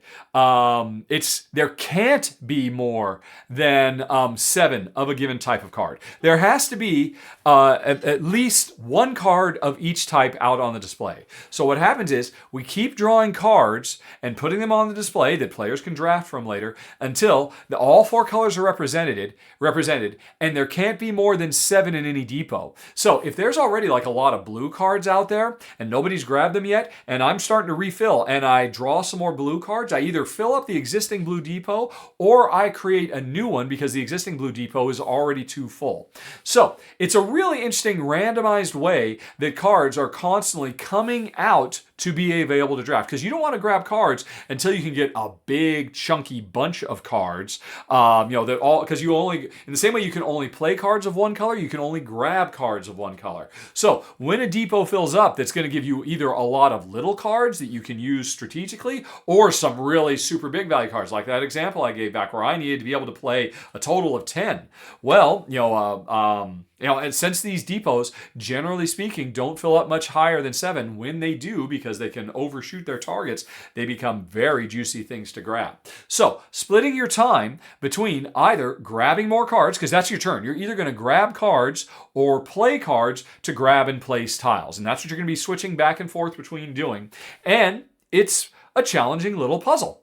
And Jen and I enjoyed it quite a bit. Now, there's 2 ways you can actually play, where the big mall either has all the tiles face down, which means you can also spend the power of the cards you play to flip them face up, or you can play the more advanced way, where all the tiles that we're trying to grab are face up right from the get-go. And then it becomes a much more strategic game, because you can see exactly where you're trying to get a bunch of 4s. You can see where all the 4s are and how far away they are. Or, hey, look, there's a bunch of 3s that are fairly close. Maybe I want to get over there as quick as I can and grab them, because remember, you're trying to collect from, specific numbers, but then you're also trying to get the right terrain to make bigger contiguous areas of terrain as well. So you've got both of those things going on at the same time, while also managing your hand of cards and trying to decide when is it right to make a big move in the mall, as opposed to just trying to spend a little bit of action and get a bunch more little things that are close together. I think Jen liked this game more than me, because at the end of the day, like I said right up front, even though it has a theme, it's very abstract. It doesn't look like a mall at all. But even if it did, it'd be a weird thing where, we're deities in a deity mall. And it's fine, but it's just a theme to kind of hand wave away what we're doing. It's really at its heart an abstract game, and a bit more abstract than I personally go for. But there's no denying the gameplay itself is very sharp and very fun and very fast. And if you play with all the tile, I would call it the official way to play, although it is an optional way. The official way is everything's face down, so there's a fair bit of luck too as you're exploring what you'll actually find out there. I think it's much better just to have them all face up right from the get-go, which, by the way, is what Johannes and Sunniva are demonstrating. I haven't run through the game myself, so I've got a video of Board Gaming Ramblings, and they agree the best way to play is the more advanced way. But I can see it becoming more of a gateway, where if you have them all face down, and it's interesting, even though that's the more gateway way to play, it introduces more rules, because you have the additional rule of having to spend your action points to reveal the tiles also. So it gets slightly more complex, but a little bit less deep and crunchy. So it's interesting. Both ways, I think, are fine to play, depending on your target audience. And if you don't mind having a fairly abstract approach to tiling, I think there's a lot to recommend here. Like I said, a bit too abstract for me, but my wife really enjoyed it. It's number 15 of the month, Lord of Worlds. Okay, let's move on to number 14, Etherstone. And there is no way I can talk about this game without drawing comparisons to one of the greatest card games of all time, Res Arcana. Because for a lot of people, this might be considered a Res Arcana killer. And I wouldn't blame them for thinking that, but first of all, let's just talk about what is Etherstone, what does it do? It's kind of a fantastical fantasy setting, but kind of like a grim, dark one. Some of the artwork, all the artwork in this game is beautiful and stunning and striking, but it's also kind of dark Not necessarily violent, but kind of grimdark. Grimdark, I think, is the term. It's very grimdark art. But in this game, what we're going to do is right up front, we are going to do a draft to get our hand of cards. You know, hey, we get some cards, keep one, hand the rest over, see the next ones, until we have our starting hand. If I recall correctly, I think it's 7 cards. I might be wrong about that, but I think we all start with a starting hand of 7 cards. Not unlike how you play Res Arcana, where the way that true aficionado fans of Res Arcana agree is the only way to play is to start with a draft to create your deck. Now, in Res Arcana, you end up starting with a deck, and you draw cards at a time. So there's a little bit of luck of the draw for, hey, I know what all the cards I've got, but can I get to the cards I want to in time to play them? Whereas here, you've got all the cards available to you all the time in your hand, which is one of the reasons players might enjoy this more than Res Arcana, because they took that luck element out of the game. And while at the same time, introducing another luck element because there are dice in this game. Once everybody is got their starting hand of cards, we reveal some bad guys because we are here to score points by fighting evil monsters. And as the game goes on, the monsters get tougher and tougher to beat, but that means they are also worth more and more points. And the game is over once all the monster draw pile has been emptied out. So it's not a very long game, and it takes a while to build up, but then once you become strong with your cards you have played in front of you, you can potentially start wiping out the monsters really quick and scoring those points. But that's if the dice let you. Because what happens is, once the game gets going, we are going to roll a set of, I think there are like 4 or 5 different colors of dice. I think it's 5 colors of dice. And on your turn, you are going to take one of those dice, and whatever die you take, you are going to harvest 2 resources of the matching color. You'll get 2 purple crystals, or you'll get... I forget what all the colors are, but there are different resources that are tied to the different colors. You'll get 2 black resources, or 2 green resources, or 2 purple resources, or whatever. And you need those resources to be able to play the cards. You might have a card that says, oh, I need 3 black and a red. And oh, that's fine. Well, I've got 2 black and 2 red. And oh, I've got a wild. So I've got a wild. So I can play and get this card in play. So the first thing you do every round is you grab one of the dice that are available. Whatever color gives you those resources, you're saving those resources up to be able to play the cards in your hand because you can see what you need to play them. Right. But there's something else as well. Once you've played cards in front of you, sometimes cards will have an immediate thing they do upon playing, but they usually will have some kind of effect that you can activate. How do you activate those effects? By grabbing the right dice. Because like I said, the color of the die you grab in a given turn says what color resources you get for playing cards, but usually your card you've already played will say, hey, if you ever grab a die that has at least a value of 4 or higher, activate me. Or only activate me if you grab a 1. Or activate me if you grab the black die, or whatever. So, every turn you're going to grab a die until the dice run out. And if at the start of your turn there's either no dice at all, or there's no dice that you want to grab because either you need a specific color and it's gone, or you need a specific number and it's gone. At the start of your turn, you could say, you know what? It's time to refresh those dice. You grab all the ones that haven't been grabbed, plus the ones that have been spent, and you re-roll them, and then you get first dibs on the new dice that's shown up. But when you do that, you have to pay resources equal to the number of dice that haven't already been played. So if you're desperate for a die, are you willing to spend those resources to rush right out and reset them and then hopefully get the number you wanted to roll, or the color you wanted to get is also a number that's good for you based on the stuff you've already played. So anyway, that's the fundamental structure of the game. We're grabbing dice to harvest resources to play cards, but those dice that we're grabbing also let us activate the cards that we've previously played. And we're activating these cards to do all kinds of effects, but the number one overriding thing is being able to do enough damage to beat the monsters so we can grab those cards and score points. But all of these cards, I mean, like I said, you're going to have a starting hand of 7 cards, and the cards come with different faction-y type things they come from, and they have different strengths and weaknesses. But you're trying to make a hand of cards that will combo in interesting ways, so that once you start activating cards, well, hey, I've got a bunch of cards. I've got like 3 cards in play that will activate if I can get a 5 or a 6. So you better believe everybody else around the table knows they better not let you have those 5s or 6s, because you'll get to activate your little mini engine of cards, or whatever it might be. But the cards, they have there are so many effects. I don't know if I think probably every single card is a unique combination of effects, whether they are gathering more resources or doing types of damage, or And here's my one problem with the game. Because I should say right up front, folks, there's a reason this comes in at number 14 instead of like my top 5 of the month. There's a reason I personally won't be keeping it. And that is, there are a lot of the effects on these cards that are all about messing with your opponent, about doing direct damage to them. And if you take too much damage, you die, but then you're resurrected and you take, I forget what they're called, you take an Etherstone, I believe, which resurrects you, but then you lose points because you've been corrupted by it. I'm here to fight the bad guys, but I can find ways to screw you over and make you take negative points at the end of the game, because you also lose a turn when you have to revive, which is more painful than the negative points. Or I can set up cards that say, hey, whenever you do certain actions, and whenever my opponent does certain actions, they take damage or whatnot. So there are, much like Res Arcana before it, enough cards that are in this simulation that are about messing with your opponent that makes it a turn off for me and Jen, which is too bad, because otherwise, wow, this is a special game. And I gotta say, again, it's impossible not to compare and contrast, because a lot of people are going to say, well, I love Res Arcana. Am I going to like this more? Am I going to like this? I think the reality is you're going to like them both. Because Res Arcana, you in both these games, you draft to try and make the perfect collection of cards that have an interesting combination of stuff so that you can basically create little engines that you can then leverage for points. They are both fast-playing games. This is a bit longer than Res Arcana. It will go on a few more rounds than Res Arcana, but it's still a quick game.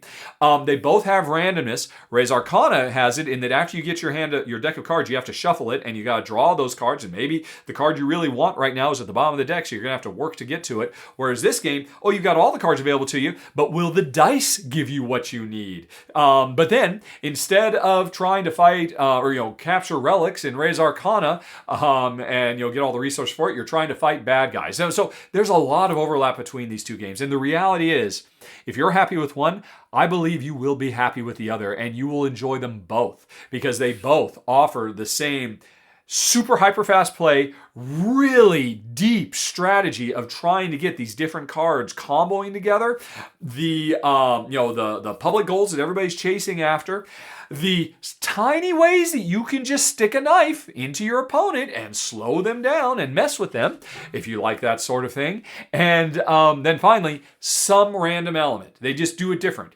Etherstone brings in the dice, and Res Arcana brings in the luck of the draw. And so I think they both work brilliantly.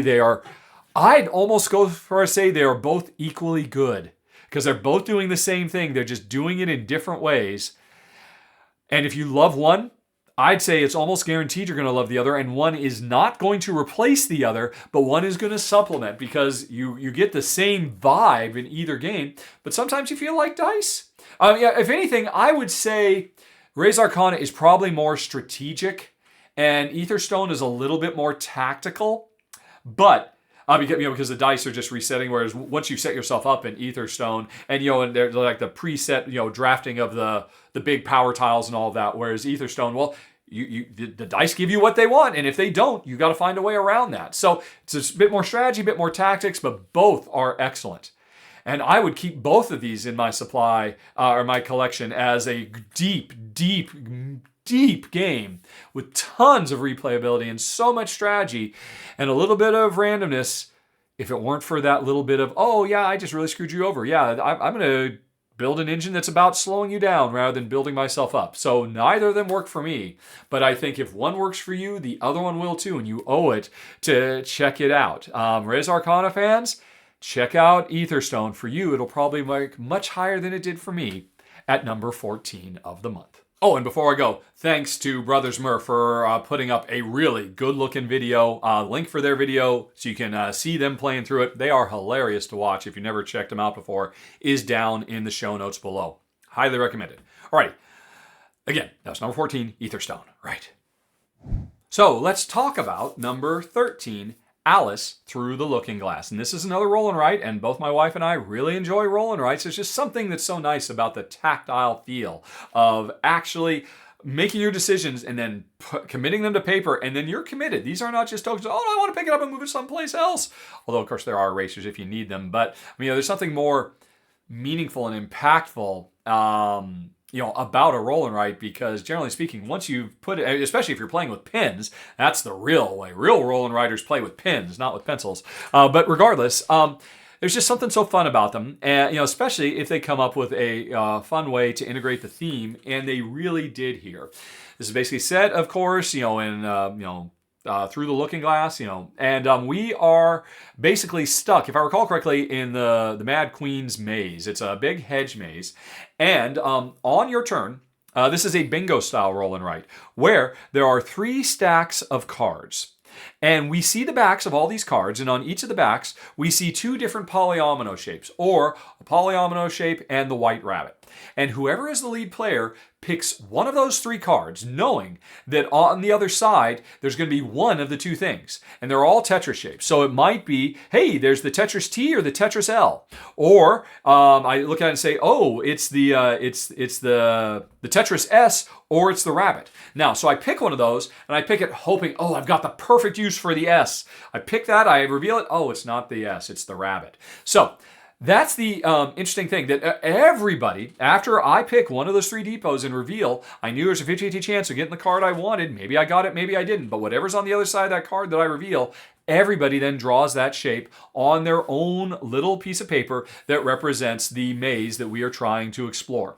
And throughout the maze, there are all kinds of things we want to reach and pick up, either because they allow us to break the rules of the game by changing the shapes we draw, because, hey, maybe I picked the S and I got the S and you did not want an S. You have no use for an S anywhere. But if you got a Drink Me potion, that made Alice bigger, or was it the Eat Me? I think the Eat Me made Alice bigger and the potion made her smaller. If you got an Eat Me cupcake, you could take that S, but then you could turn it into an extra big thing that fits the space better. Or you could shrink it if you can't quite squeeze it into the place you want. So, there are things you can pick up out in the maze that will let you break the rules later, or that will allow you to score points by set collecting different things and all of that. Or there are areas you want to go to where if you completely fill an area in by exploring it, by, writing the S shape or the T shape or the L shape or whatever, then you'll score points for completely filling areas in.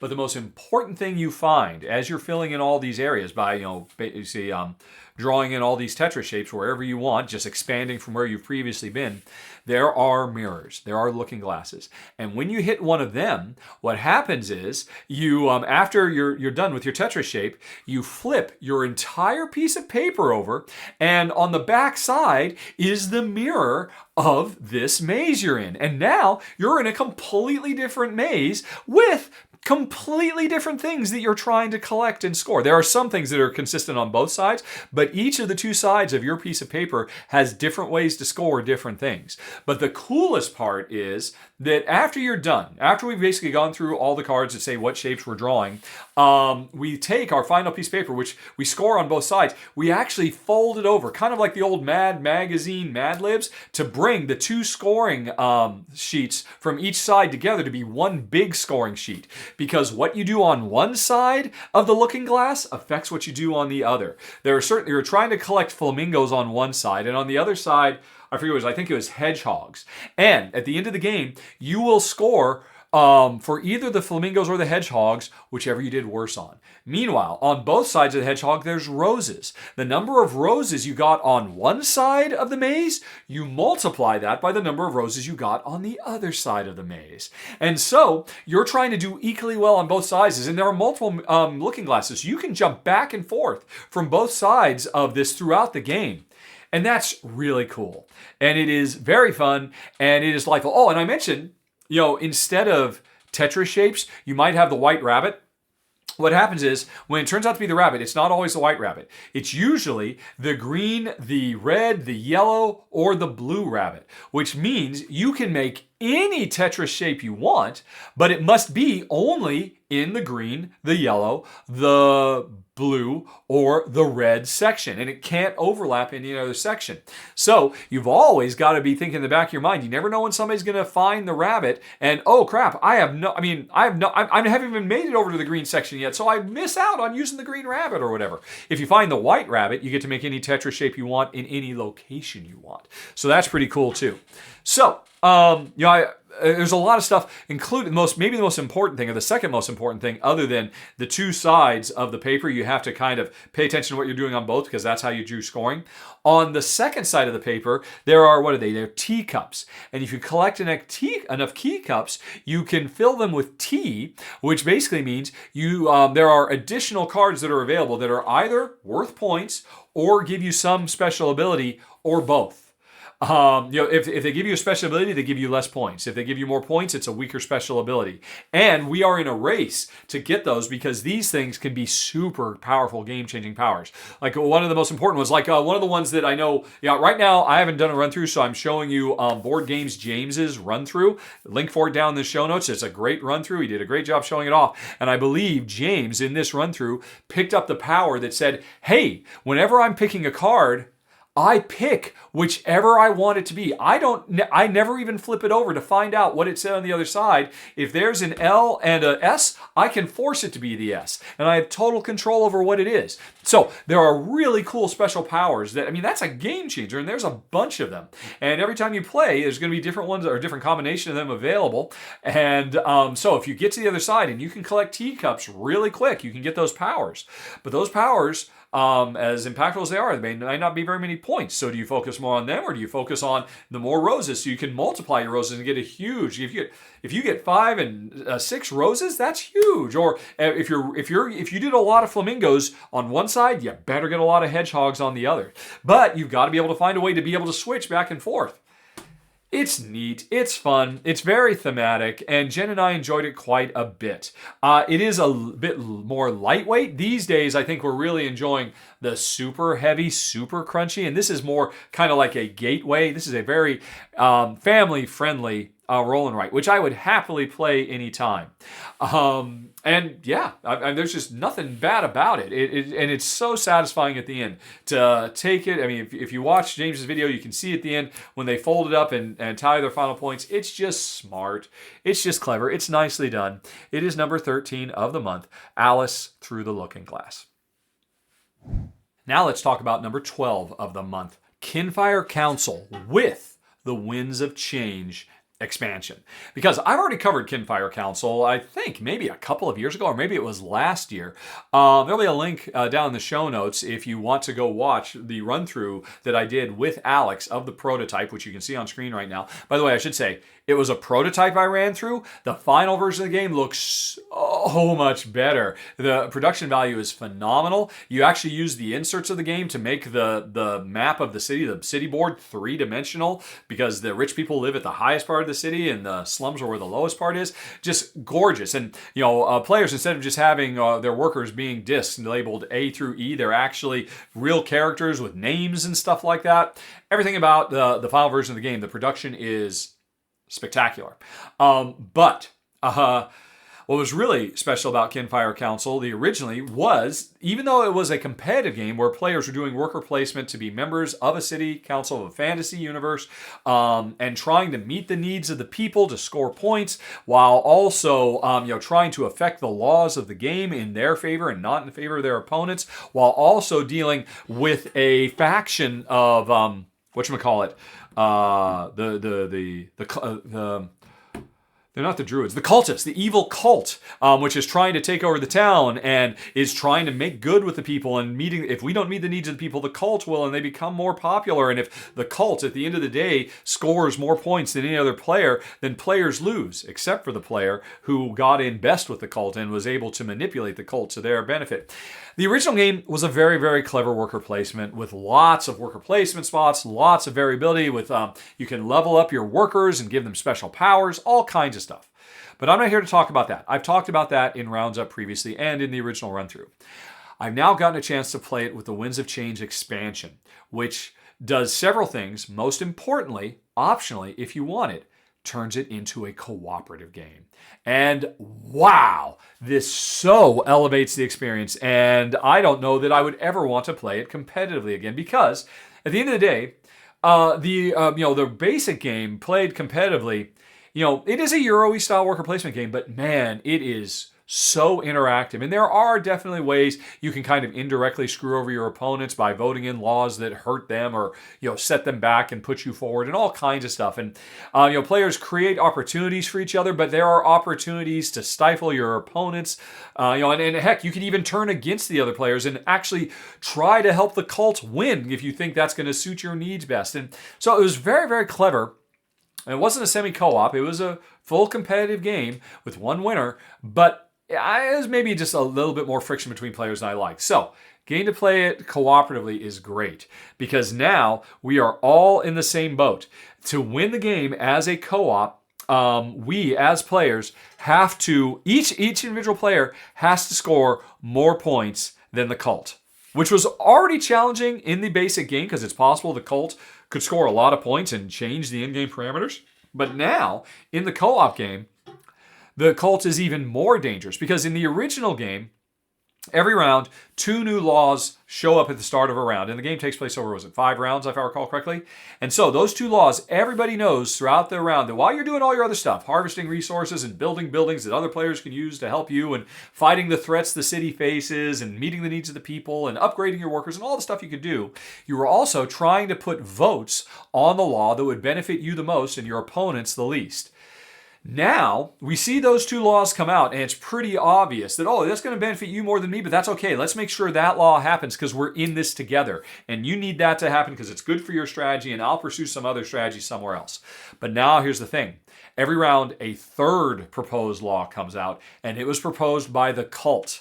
And as soon as that one comes out, immediately something bad happens. In the original game, at the beginning of every round, a bunch of worker placement spots got blocked by cultist workers that we had to arrest, and they became a resource and all of that. Now, at the beginning of every round, that still happens. Plus, the cultists do something really terrible that changes the game. And on top of that, if their law passes, it will be great for them, and it will set us back tremendously. And their law comes preloaded with votes. So there's already, the law that they put out that will, allow people to starve or whatever it might be, it already has 3 votes to pass. And if it doesn't, they're going to score 20 points, and all the people who need food are going to die, and they'll blame us for it, and we'll lose points. And it's like, oh my gosh, we can't let that law pass. It has to be one of the 2 good laws that's good for at least one of us. But they've already put 3 evil votes on there. So now we have to beat that. We have to have one of our laws. And so voting, and managing the votes becomes more important than it ever has before, because every round there's going to be if you don't pay attention to, if we as a group don't pay attention to it, we are going to get destroyed. So there's generally somebody who's really focusing on that while somebody else is taking care of focusing on the needs of the people, while somebody else is, although in a 2-player game, there's only 2 of us, but that's okay. In a 2-player game, of course, we have 5 workers. At higher player counts, each player has lower workers. So we're having to split in a 2-player game, each player has 6 workers over 5 rounds. So we're doing 30 actions, and we're trying to split those amongst all the different things we have to do.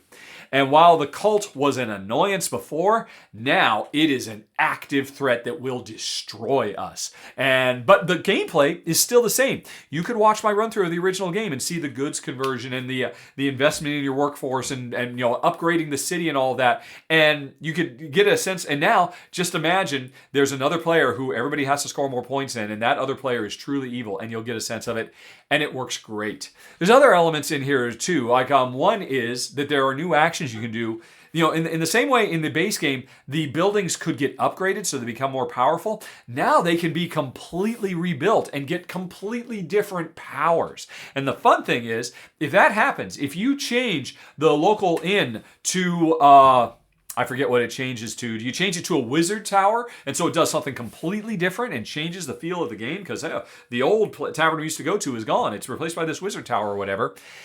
When you put the game away, you leave the wizard tower out. And the next time you play, there's no tavern. It's a wizard tower now. And maybe the next time you play, another building will change. And, or maybe the wizard tower will change back to the tavern. So over multiple games, if you play this, like every week with your friends, you're going to see the city evolve and change over time. And that's just fun. But, and there's other stuff too. There are, I forget what all there was in there. There's additional cards, additional threats, a bit of everything. But the most important, although the player characters themselves didn't change, there was no new player powers you got. But the most important thing is the co-op mode, which is fantastic. And my only complaint about it is the co-op mode is so challenging. It is hard and it is crunchy figuring out all the stuff we have to get done and how we are going to divide the labor between players, that I would say the game now takes significantly longer. Even though we're taking the exact same number of turns, the puzzle and the challenge is so much higher that the game, for us, for me and my wife Jen anyway, has gotten like 30 or 40 minutes longer. And for us, it was already a longer game. And so that's my one problem with it. I wish at the same time that the game became so much more challenging and so much more puzzly and so much more analysis paralysis-y, it also changed from a 5 to a 4-round game. That would have been perfect. And that would have put it in my top 5 of the month rather than where did it come in? It comes in at number 12, but I would still happily play it anytime. We both really enjoyed it. And like I said, I don't know, even with the problem of it being a longer play time than my wife and I generally go for, I still wouldn't want to play it any other way than Kinfire Council with the Winds of Change, and that's why it's number 12. Okay, moving on to number 11, we have Peninsula, which is another new roll and write. And I gotta say, folks, first of all, you expect roll and writes to be of a certain weight and depth and complexity level. This is not that game. This is one of the most challenging puzzles to solve in roll and write form I have ever seen. This game makes you work and makes you sweat as we try to do our best to explore and populate the little island we've got, filling it up with cities and roads and boats and mountains and tunnels and what are there? There's mountains, cliffs, forests, cities or houses, boats, and tunnels. Yeah, those are the 6 things, I think. Did I just count out 6 things? That we can build as we spread out and populate more and more of this island to score points as best we can. Each one of those things we can build has a different power that affects the game once I get it built. It also has a different unique way of scoring. So there's a lot of depth in just trying to balance what types of things we're trying to get on our island. But the trick of this game is how we get the things on our island. Because when you're playing multiplayer, which by the way, the video I've got on screen right now is from Slicker Drips. He's playing solo, so it's a little bit different in solo, but the same basic idea works. If you and I are playing this game, and I'm the lead player, on my turn, I am going to draw a terrain card. That card is going to show me 2 different types of terrain. Like it might show a mountain and a house, or it might show cliffs and a boat, or whatever it might be. I have to look at these 2 things, and then I have to decide which of these 2 things am I going to take, and which am I going to give to you? Because this is a 2-player game. Wait, does it support higher player count? Does it? You know what? Yes, I think it does. I think you can actually play up to 4 players. So when I say I choose, I look at this card. It's got a boat and it's got a mountain. I choose whether I'm going to get the boat or the mountain, and every other player around the table gets the other thing. And they might say, yes, oh, I wanted a mountain so bad. That's what I need for my next spot. Or they might groan and say, ugh, what am I going to do with this mountain? Well, I'll tell you one of the things they can do. They can spend their very limited resources to break the rules and say, oh, I'm going to take that boat too. Because, there are certain, things, very limited powers you've got that let you break the rules like that. But whatever you're going to get that was either chosen for you, by you, if you were the lead player, or the rest of the time by somebody else who said what you're going to get, you now have to add it to the map. But you can't just put it wherever you want. No, that would be too easy. That would make this game a pretty simple, streamlined, gateway-friendly game. Instead, you have a token, I think it was a cube or something like that. It was like a little globe thing that shows where you currently are on your little hex map of the island. Wherever you are, whatever you just got from the card that was just drawn, you must place this directly next to where you are. Not where you're standing on, but in a spot next to you. And that means you are very limited in where you can put it. And that can be super painful because you might get that mountain, you're like, oh my gosh, this is useless, because mountains, of course, they want to be part of mountain chain. So you need to put it on your mountain chain, but your mountain chain is on the other side of the mountain. You're not going to start a new mountain chain. but you got a mountain and you have to put it here. But this is the place where I'm building my suburbs. I'm trying to build roads by having a lot of houses next to each other. I don't want to put a mountain here. That's going to bust everything. Well then, if you decide you don't want that mountain that your opponent gave to you because they chose the boat, or whatever the card was, you have a choice. You can live with it and take it, or you can say, screw it, I'm not drawing anything on my map this turn, and instead, that means I get to spend a turn moving my little token one space. One measly space on this big island that I think is like a 6x10 grid or a hex grid. And you know what? I need to get back over there because I want to put mountains down in the south, but I'm up here in the northeast or something like that. And I'm not using the mountain, so I'll move one measly space. But sometimes that's what you need. That means you basically wasted an opportunity to get a scoring element onto the map. And remember, every type of item scores in different ways. They all have their own unique rules.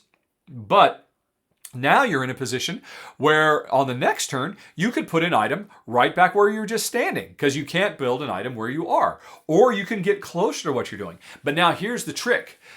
2 of the things you can build, specifically houses and boats, when you put them down, you also draw an arrow connecting that house or that boat to an adjoining hex. And those become roads, either one or two ways. Houses are two-way roads, boats are one-way roads. So when you burn a turn and it's so painful just to move one step, if that step moves you onto a boat, then you get to continue moving along the arrow you made. If that step moves you next to a house that where your arrow is, you could then walk that road and keep on going. If you have a bunch of houses and boats next to each other, you could potentially make a super highway that lets you very quickly move from one part of the island to another. But when you spent that one turn to move that one step, you then got to move a bunch more steps because you made this network that you can travel. And that's just one of many uses of these different, the tunnels, they basically become a teleportation network. If you build a tunnel in one place and another place, the boats and the houses, they make the roads. The forests, they don't do anything, but you want to get forests clumped together so they can have a ton of points. You want mountains. In most games, it's mountains you want next to each other. It's forests you want next to each other. Mountains don't have any kind of power, but you want mountains to be surrounded by things that are, quote, filled in.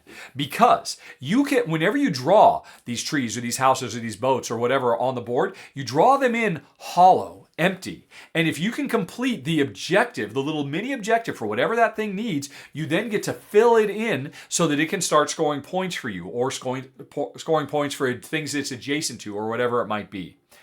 I have just barely scratched the surface. There is so much going on in this game.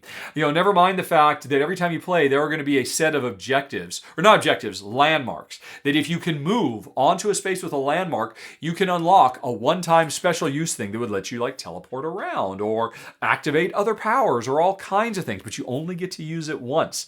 So, in addition to moving around to get into a better position to be able to put the items you want on screen or on the board, but will you get those items?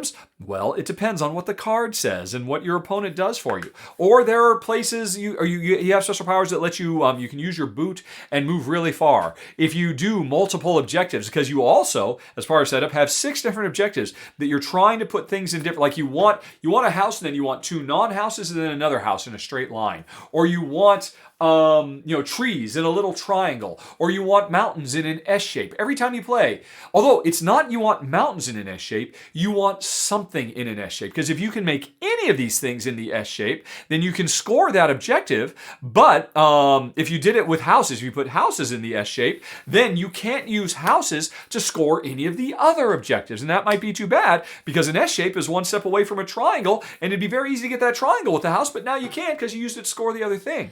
And if you score enough things, you unlock other bonuses that would let you move around faster or break the rules of what the cards do or all kinds of stuff. Man, there's a lot going on in this game. I'm not saying this is the heaviest, crunchiest roll and write of all time, but I will say it is maybe the one that made me and Jen work and puzzle and cogitate the hardest. There are more complex roll and writes out there, but And this one is simpler. This one is it's not quite a gateway like some of the other ones I've talked about today, but and it's not super over the top like Hadrian's Wall or something like that. It's somewhere in between. The rules are fairly simple, but the crunch on how to work this out and work within the constraints of I've got to build next to where I am, or I've got to do the most painful thing, burn an entire resource just to move into a better spot so I can build the thing next time. But what do you think? What do you bet the next time you're going to get the mountain that you're trying to get into position for? Who knows?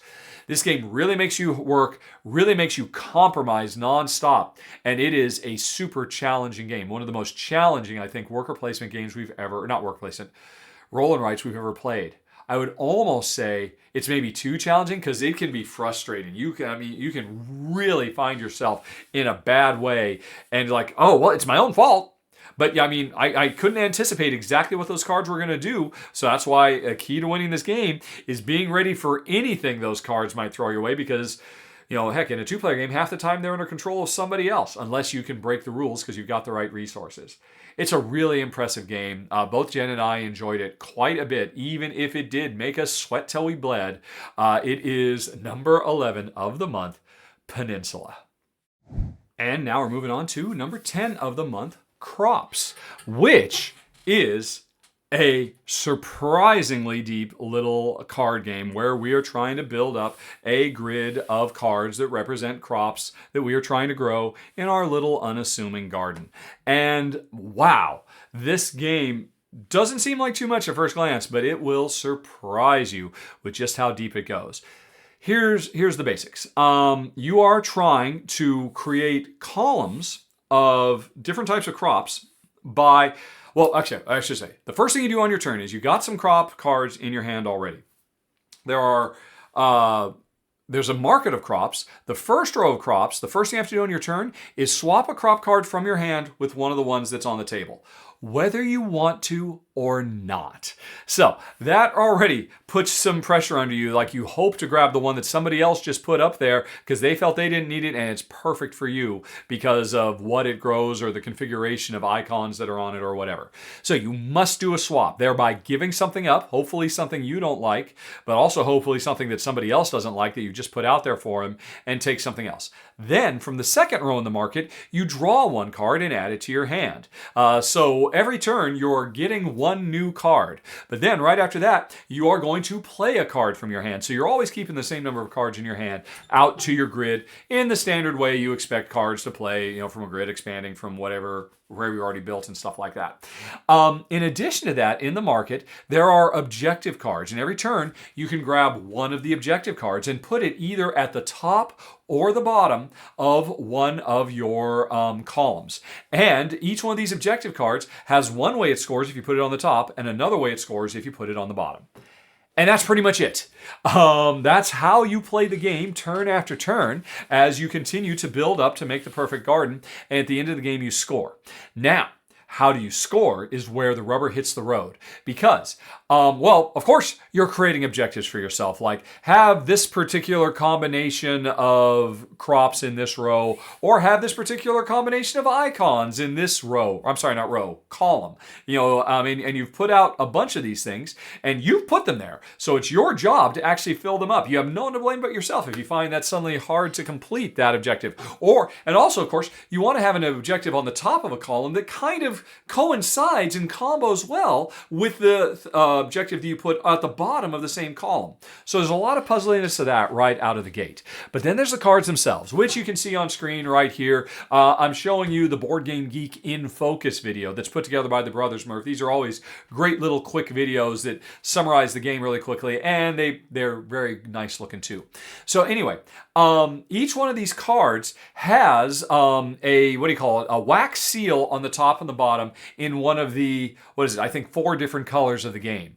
And when you're putting cards above and below each other, you want to match the colors to create complete seals, because you might have objectives for that, or those are ways you can score the more of those complete seals you make. So that's very important. But also on each card, on the left and the right, there is a a new, or no, I'm sorry, there's a moon icon. And it's either a lit moon or a dark moon. And so when you put two cards next to each other, if you put two lit moons, you've made a full moon. If you put two darks, you've made a new moon. Or if it's half light and half dark, then it's a waxing or a waning moon. And so at the end of the game, after you've made your grid, you are going to have, hopefully got a lot of the different seals put together. But more importantly, you're going to count up all those moon phases you've had. Whichever of the 4 phases you have the most of, say you've got more waxing moons or more new moons than any other type, then every one of the cards you played, on the card it says how many points that card is implicitly worth based on whether you specialized in new moons, waning moons, waxing moons, or full moons. So, if you think you're going to have a lot of new moons, then you are also grabbing cards and putting them out there, not only bearing in mind the objectives you put at the top and the bottom, trying to match the wax seals to get more points that way, but also, oh crap, I need to be making more new moons because most of the cards, because I'm doing a lot of new moons. I think that's going to be my major thing. So I need to be grabbing cards that don't give me 2 points per new moon instead of 0 points per new moon, because I'm going to score everything based on the new moon. And so that's a whole bunch of stuff to consider with every single card you play, but also every single card you take, and also every single card you swap.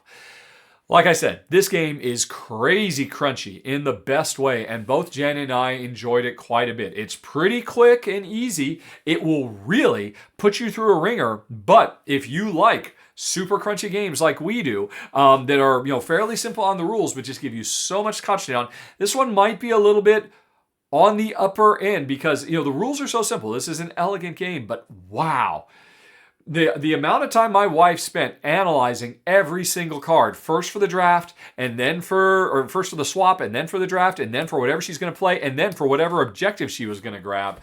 Oh my gosh, this game is just to the moon in terms of depth, of crunchiness, of challenging decisions and heartbreaking compromises you have to make because you can't do it all, but you'll do as much as you can as you try to make the perfect little garden in the number 10 of the month, crops. And now we're going to talk about number 9 on the list, Twinstar Valley. And oh my gosh, folks, I have not seen a game like this for a very long time. This feels like a modern classic along the lines of, Age of Steam, Railways of the World, Brass, those kinds of games.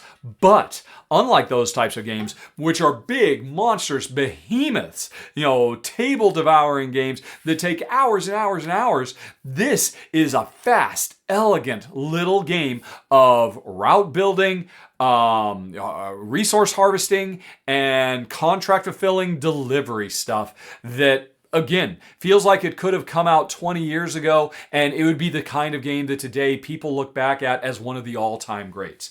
And let me tell you why.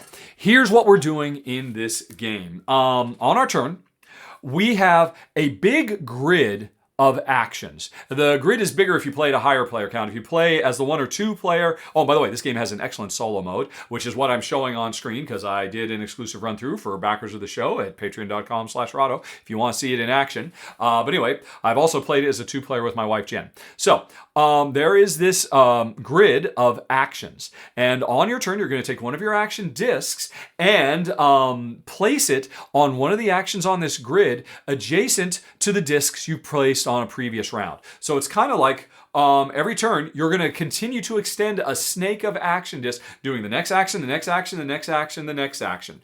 And timing the right action at the right time is tough because you might be desperate to sell right now, but there's no sell action next to any of your existing discs. They've all been covered up. What can you do? You can burn extra action discs to just cover up spaces on the grid. You can even cover up spaces of another player's to get over to that action you need to do, but that means you're going to do fewer actions this round. You want to use every single action you've got to do an action in a given round, and burning them to get to the action you really need is painful, but sometimes it's the right thing to do because this is a game all about timing and striking while the iron is hot. Now, what are the actions? They're very simple. They are spend money to put, what are they? They're little truck meeples out on the board, and the more of these you put out, you are creating a route between the orchards where the different types of fruit grow and the markets where the different types of fruits can be sold.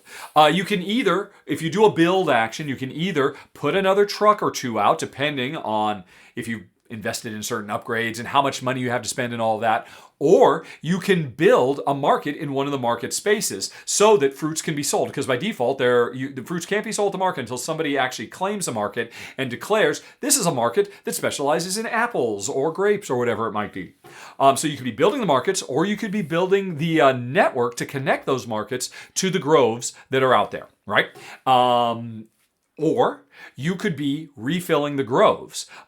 This is another way to make money really quick is, if the groves are starting to get empty because we've already transported via our route networks stuff from the groves to markets, you can be the one to say, I'm going to refill a grove. You draw into a bag. And by the way, this is just about the only random element in the game. Everything else about this game is deterministic, except for when groves refill, you draw, pull out a certain number, and then you have to figure out how they're going to be spread out amongst the different groves. Although the groves can only have so many, so there are some simple little rules for restricting how you place them out there, and then you get paid for your trouble, which means you'll have more money to be able to continue to build networks and build markets and whatnot. Now, the most important thing after building is delivering. If there is a network of trucks, whether they're mine or yours or somebody else's, connecting a grove to a market, and it doesn't matter whether it's my grove or your grove. My wife just walked in and just kind of freaked me out, but she brought some more precious bouillon because I've been going for hours and my throat is very sore. Thank you, honey pie. Just saw her out of the corner of my eye in the screen like, blah! Anyway, sorry. You were very focused. Yes, I was very focused. But thank you, yes, because you can see I've already run out of my other stuff. Thanks, honey pie. What was I? Oh, here you go. What was I just saying? What was I just saying? About the trucks. The trucks, yes. Jen remembers the trucks. So, the next most important thing is to deliver. And again, it doesn't matter whose trucks are there, doesn't matter whose market, you could be the one to deliver. But if there's a chain of trucks, ideally, I want them all to be my trucks because then I can use them for free. For any of the trucks that are in there that belong to you, I gotta pay you for the benefit of using them to get them to the market, whether it's my market or your market. So we are intertwined there. If I've started to build a road, you probably want to finish it so that when I use that road, you get some benefit out of it. And then if you use that same road, you don't have to pay me exclusively for it. So players, of course, are starting and finishing each other's roads or extending them and making longer roads or shorter roads. Because unlike other games like this, whenever you make a delivery, which is, okay, I'm going to take stuff from one place to another. First of all, the number of things you can take from a grove is based on the distance they're going to travel. But you don't have to go the most efficient way possible. If there's a lot of trucks between this grove and this market, you can choose the path you want to take. Whose trucks are going to be taken? How far is it going to be? Because the longer it is, if you travel along, a path of only 2 trucks to get to the market, you can only deliver 2 things. If you make your path 4 along, you could deliver 4 things. So you want to do these long, circuitous routes so you can make bigger deliveries. But chances are, the longer the route, the more likely you're going to have to be having some portion of it be using other players' trucks, and you're having to pay them. But then there's the question of what happens when you get them to the market. Because when you do, remember I said, when somebody builds a market, they declare what type of market it is. Any type of fruit can be sold at any market. But if I'm delivering stuff to a market that specializes in apples, I want to sell apples there. I want them to come, I want to sell apples there. But, it depends on what was in the grove. Because some other player probably filled up that grove with a variety of things. And maybe I can get some apples. Maybe it's going to be 1 apple and 1 grape, and that's what it's going to be. And hey, it went to an apple. So the apple that I delivered to the apple specialist market, I get to claim that. And I can store them. And the more of them I've got, I could sell them later for a really big payday when apples are at an all-time high. But if I deliver a grape to an apple specialized market, I just make $1. It's not that great. However, here's the trick. If it's your market I'm delivering to, it's your apple market, I want to get apples there so I can hoard those apples and sell them when they're at an all-time high sale, which is another action, by the way, selling stuff. Of course I want to do that. But if I take a grape to your market, then I just make the $1 and I give you nothing. So if I've got to sell stuff and just make the quick money that I need right now to build the next thing I want to build, it might be worth it to do, because then I don't benefit you for selling stuff at your market if I'm only getting the bare bones basics, which I could then flip immediately. Because if I deliver the right stuff to the correct market, then it'll be on a subsequent turn that I actually sell all the apples I've collected over time, when hopefully you can see there's a little market where the prices rise and fall. If I sell like 3 apples to the market, I make money for all those apples, but then apples drop in price and the lowest value thing rises in price. So of course you've got a buy low, sell high economy too. And again, it's all about the timing based on what other players have done. Somebody might have been sitting on grapes for a long time waiting to send them to their own market, hoping that they will rise in value, and sitting on the sidelines doing other stuff. And what's the other stuff you can do? Well, there's another action you can do, which is invest in technological upgrades that break the rules. Normally, it's very expensive to put trucks on rivers, and it's cheap on fields, and you can't do it on mountains. You can upgrade so that river building on water becomes cheap, and building on mountains becomes possible. Or that you can put out more trucks in a given action than you would ordinarily be able to do. There's all kinds of different little powers you can get. Some of them are they're weaker, but they're one time. Others, you have to make multiple investments before they pay out. And, if somebody else has already invested in a technology and you want to get that technology, you guessed it, you got to pay them. Players are intertwined every step of the way. And that's the basic game. It is a game of buying low and selling high by using the right markets to deliver the right fruits to the right market, or via the correct roads. But everything in this game is deterministic. Nothing is random other than the one action of refilling a grove, because then you pull them randomly from a bag and, I was hoping for apples and I didn't get any apples. There's even a power for that lets you pull more from the bag, so you're more likely to get the stuff you want. And just that's the base version of the game, and that is enough to have tons of replayability, because the game is always going to evolve with these super simple rules based on the choices the players make. It's not based on, predetermined setup or, objective cards or anything like that. That's what I said up front. I haven't played a game like this in quite a while. This feels like a classic game where it's all like Princess of Florence or something like that, where it's all about every choice you make in this game is informed not by objective cards or special powers, but based on the choices your opponents and you have made on turns leading up to there. And it works so smoothly. If you love, the Age of Steam style games or the 18xx games, but you want one you can play in a quick, beautiful, efficient, and elegant half an hour and get in and out and get all the feels of a big, epic Royal Wizards of the World, but done super fast, this is a game for you. But here's the other thing.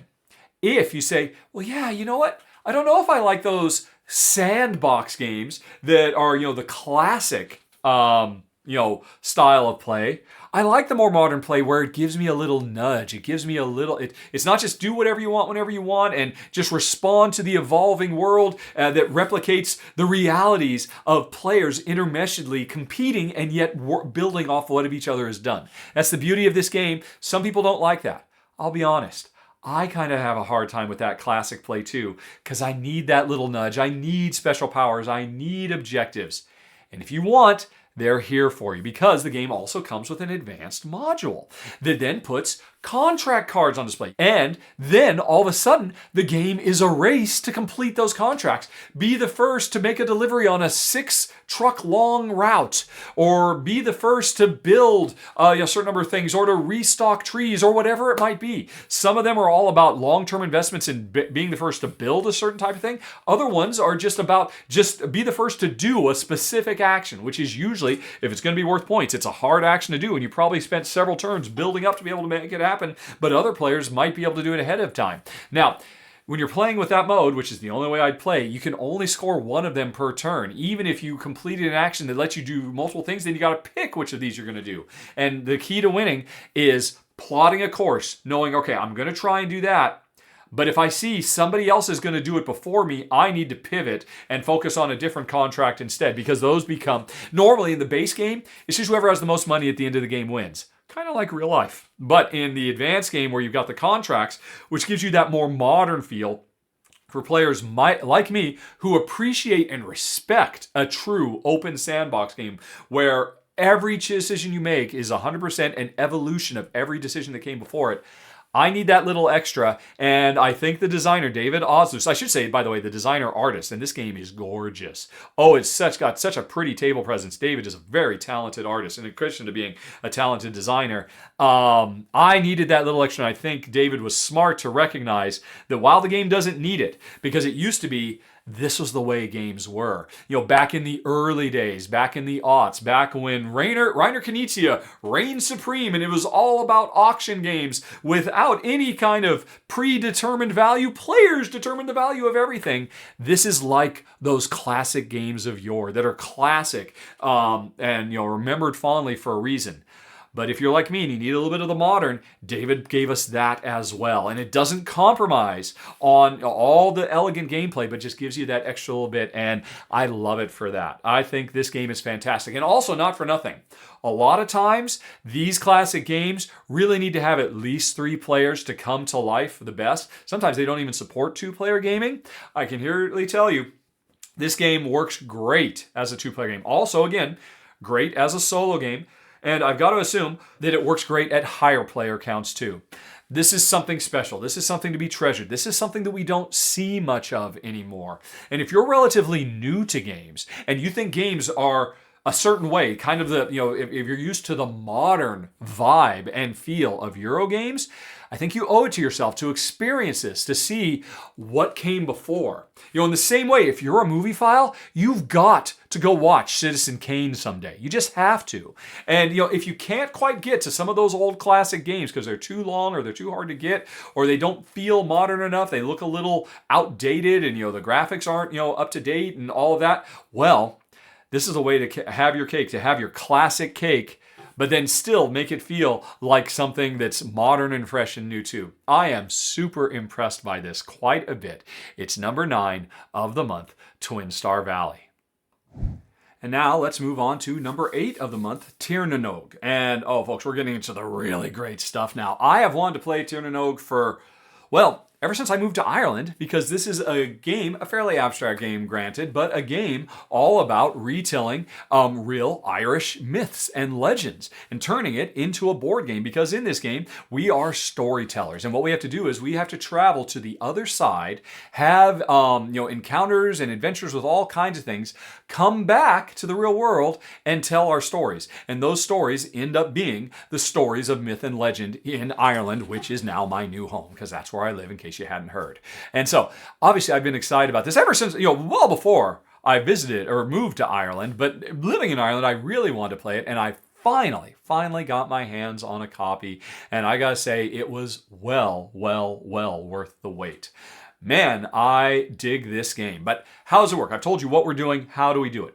Well, what we're trying to do, as part of setup, each player gets the same 3 legends, and they're in a column, and the legends, you can read the back of the card and actually read the real myth and legend. They're very interesting and, summed up nicely, but the other side basically gives you a directive for how you want to play cards to that row. You might want to play cards in ascending order, or you might need to put cards of the same number adjacent to each other, or you might care about suits of cards, or any number of things. Each one of the different myths, and you're going to get a different combination every time you play. You got 3 of them. Tells you how you want to play cards to each of those 3 rows. But you got to get those cards. And how do you get them? Well, there is a grid of cards where you're going to do some worker placement.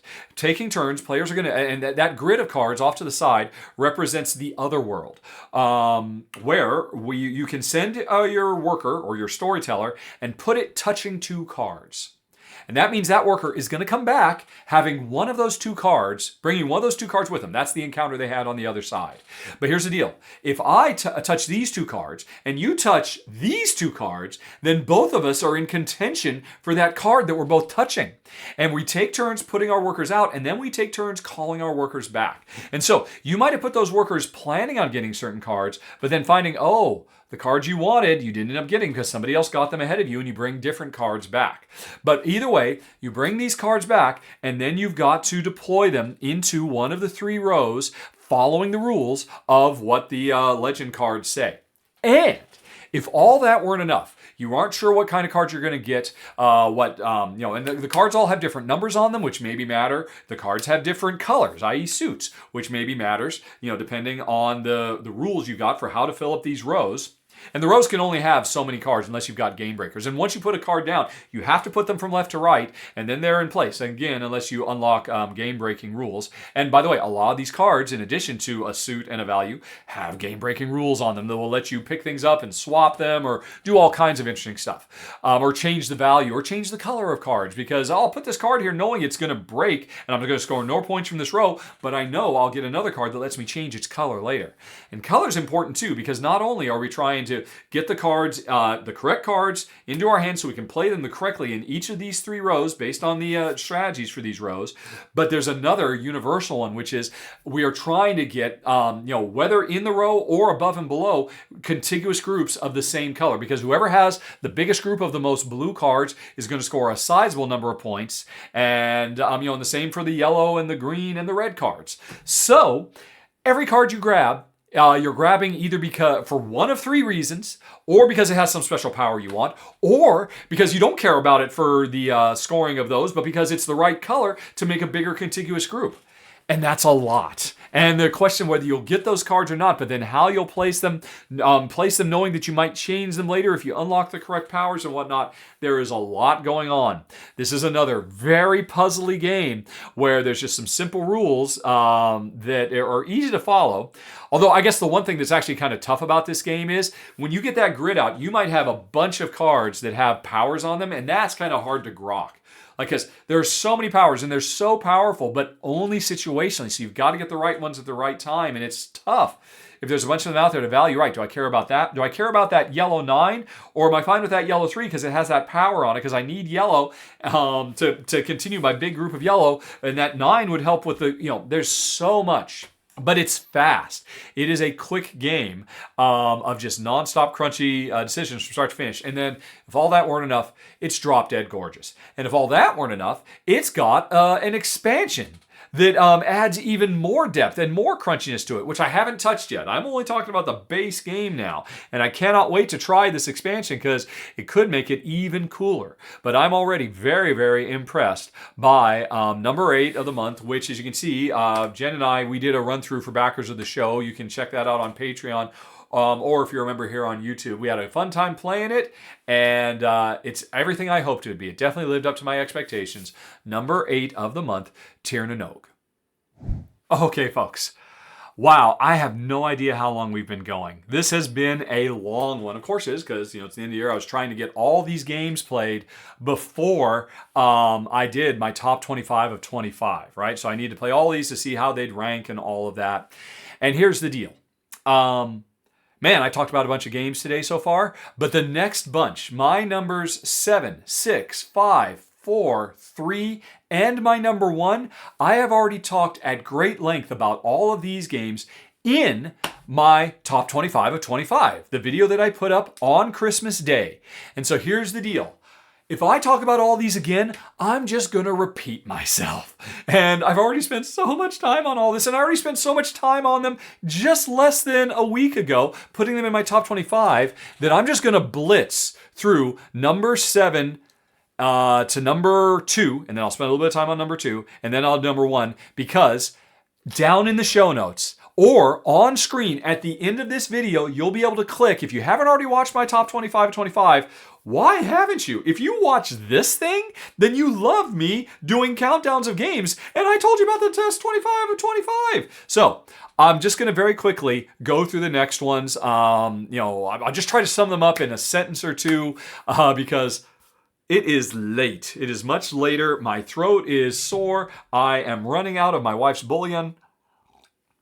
I'm still recovering from a cold, by the way. So let's just get to it, blitzkrieg style, starting with number 7, Pilgrims, Curious Adventures. The video on screen is from the lovely channel Claude Gaming. They got a demo of it at Essen Spiel. What is this? This is a game where I am trying to quickly travel around a grid of cards to grab cards. I'm trying to collect cards to complete objectives. But those cards are either items that give me, or are either followers that give me access to more powers, or they are items that I have to give to my followers to access their powers. But both my followers and my items, I have to give them up to complete the objectives that will score me points. So it's a brilliant little game, a lot of fun. I talked about it more. Go check that out, or just check out the great summary that Claude Gaming got from a very good demoer at Essen Spiel. That's number 7, Pilgrims, Curious Adventures. Oh my gosh, I love the look of this game so much. Number 6 is Shrinkopolis. I am showing you a video from Talama Games, and they did a very nice run through. And even though I forget what language their channel is, they were speaking in English. You can watch this in action there. What is it? This is a card drafting and then tile laying game, or card laying instead of tile laying game, where we are trying to survive a world where all of human beings have shrunk down to the size of Lego people.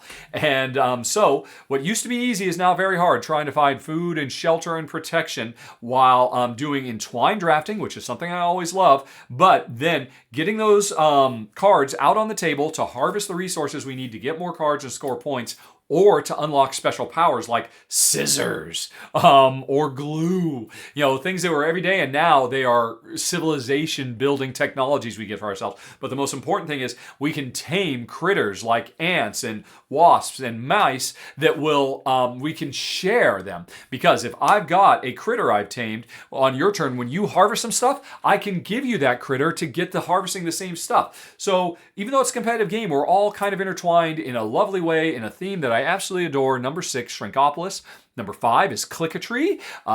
Shay did a great run through for it when it was crowdfunding. And this is a game of Ugandan farming, trying to, once again, entwined tile drafting, but we have to spend resources to get the right tiles, to place them, to complete a variety of different objectives. Every time you play, you get a different combination of objectives that you're trying to complete as fast as you can, because the more objectives you complete, you clear out storage space so you can harvest and store more fruit. And when somebody harvests and stores enough fruit, they trigger the end of the game. But you can't store that stuff, and it's hard to harvest it until you complete the objectives. So pivoting between completing the objectives and harvesting the fruit to win the game is a tough balance. And there's really great tile laying, entwined drafting, everything about it's great. That's 5, Click-a-Tree. Number 4 is Formidable Farms. As I said in my top 25 of 25, this is the ultimate example of goods conversion. We are trying to do, in a 2-player game, I think we have to do 20 goods conversion contracts. So we can harvest resources and then complete these contracts with them. And generally speaking, we get rewards for completing the contracts that give us different things that will let us complete other contracts. So we can hopefully create chains of contract completion, either the ones that we privately need to do to win the game, or the public ones that might give us the stuff we need to complete the private ones. Plus, every time we complete a contract, it becomes money that gives us game-breaking powers, and it's just awesome. It's the greatest design ever from Freedom and Freeze as far as I'm concerned. It's number 4, Formidable Farms. I've done a full run through of that one, by the way. Let's see. Number 3 is Map Masters, which I have not done a run through for, but here's a video from Aludo Chrono, who does a great summary about the competitive and the co-op game works. This is a dungeon crawl, where in the competitive game we are going to draft a hand of 5 cards and then lay them out to try to make the perfect path to score the most points on whatever this round's objective is after we do some card drafting. But that's not what makes this game so great. It's the co-op game, where we get this big, huge grid of cards that we are cooperatively trying to fill all the gaps in to make the perfect paths through the dungeons to complete the objectives of 4 different adventurers. And it's super puzzly, and it's just perfect for me and Jen. It was one of the top 5 best games of the year, if I recall correctly. That's number 3, Map Masters. Okay, let's slow down a little bit now and talk about number 2, which is Arborea corruption. Although, I already talked about this briefly earlier, so I'm not going to spend much time on this. This is a wonderful expansion to a wonderful crunchy Euro from designer Danny Garcia, my second favorite designer of all time. I will be giving you a full run-through of it when it launches in January, and basically, it's not exactly a more of the same expansion, because it definitely does new stuff. Basically, while we are trying to rebuild the biomes of Arborea, doing all the really brilliant time management, worker placement gameplay, let's call it that, there has now been a portal nearby open to a corrupt other dimension. And the corruption, represented by all these cool little black bugs and stuff, is spreading all over everything. I kind of liken it in my run through to, it's almost like there has been an oil spill and we were already trying to clean up the environment, but now we have an oil spill as well. So there is corruption spilling out of this on the animals we're trying to rescue, on the biomes we're trying to build, on the sages who we are trying to befriend and get gifts from.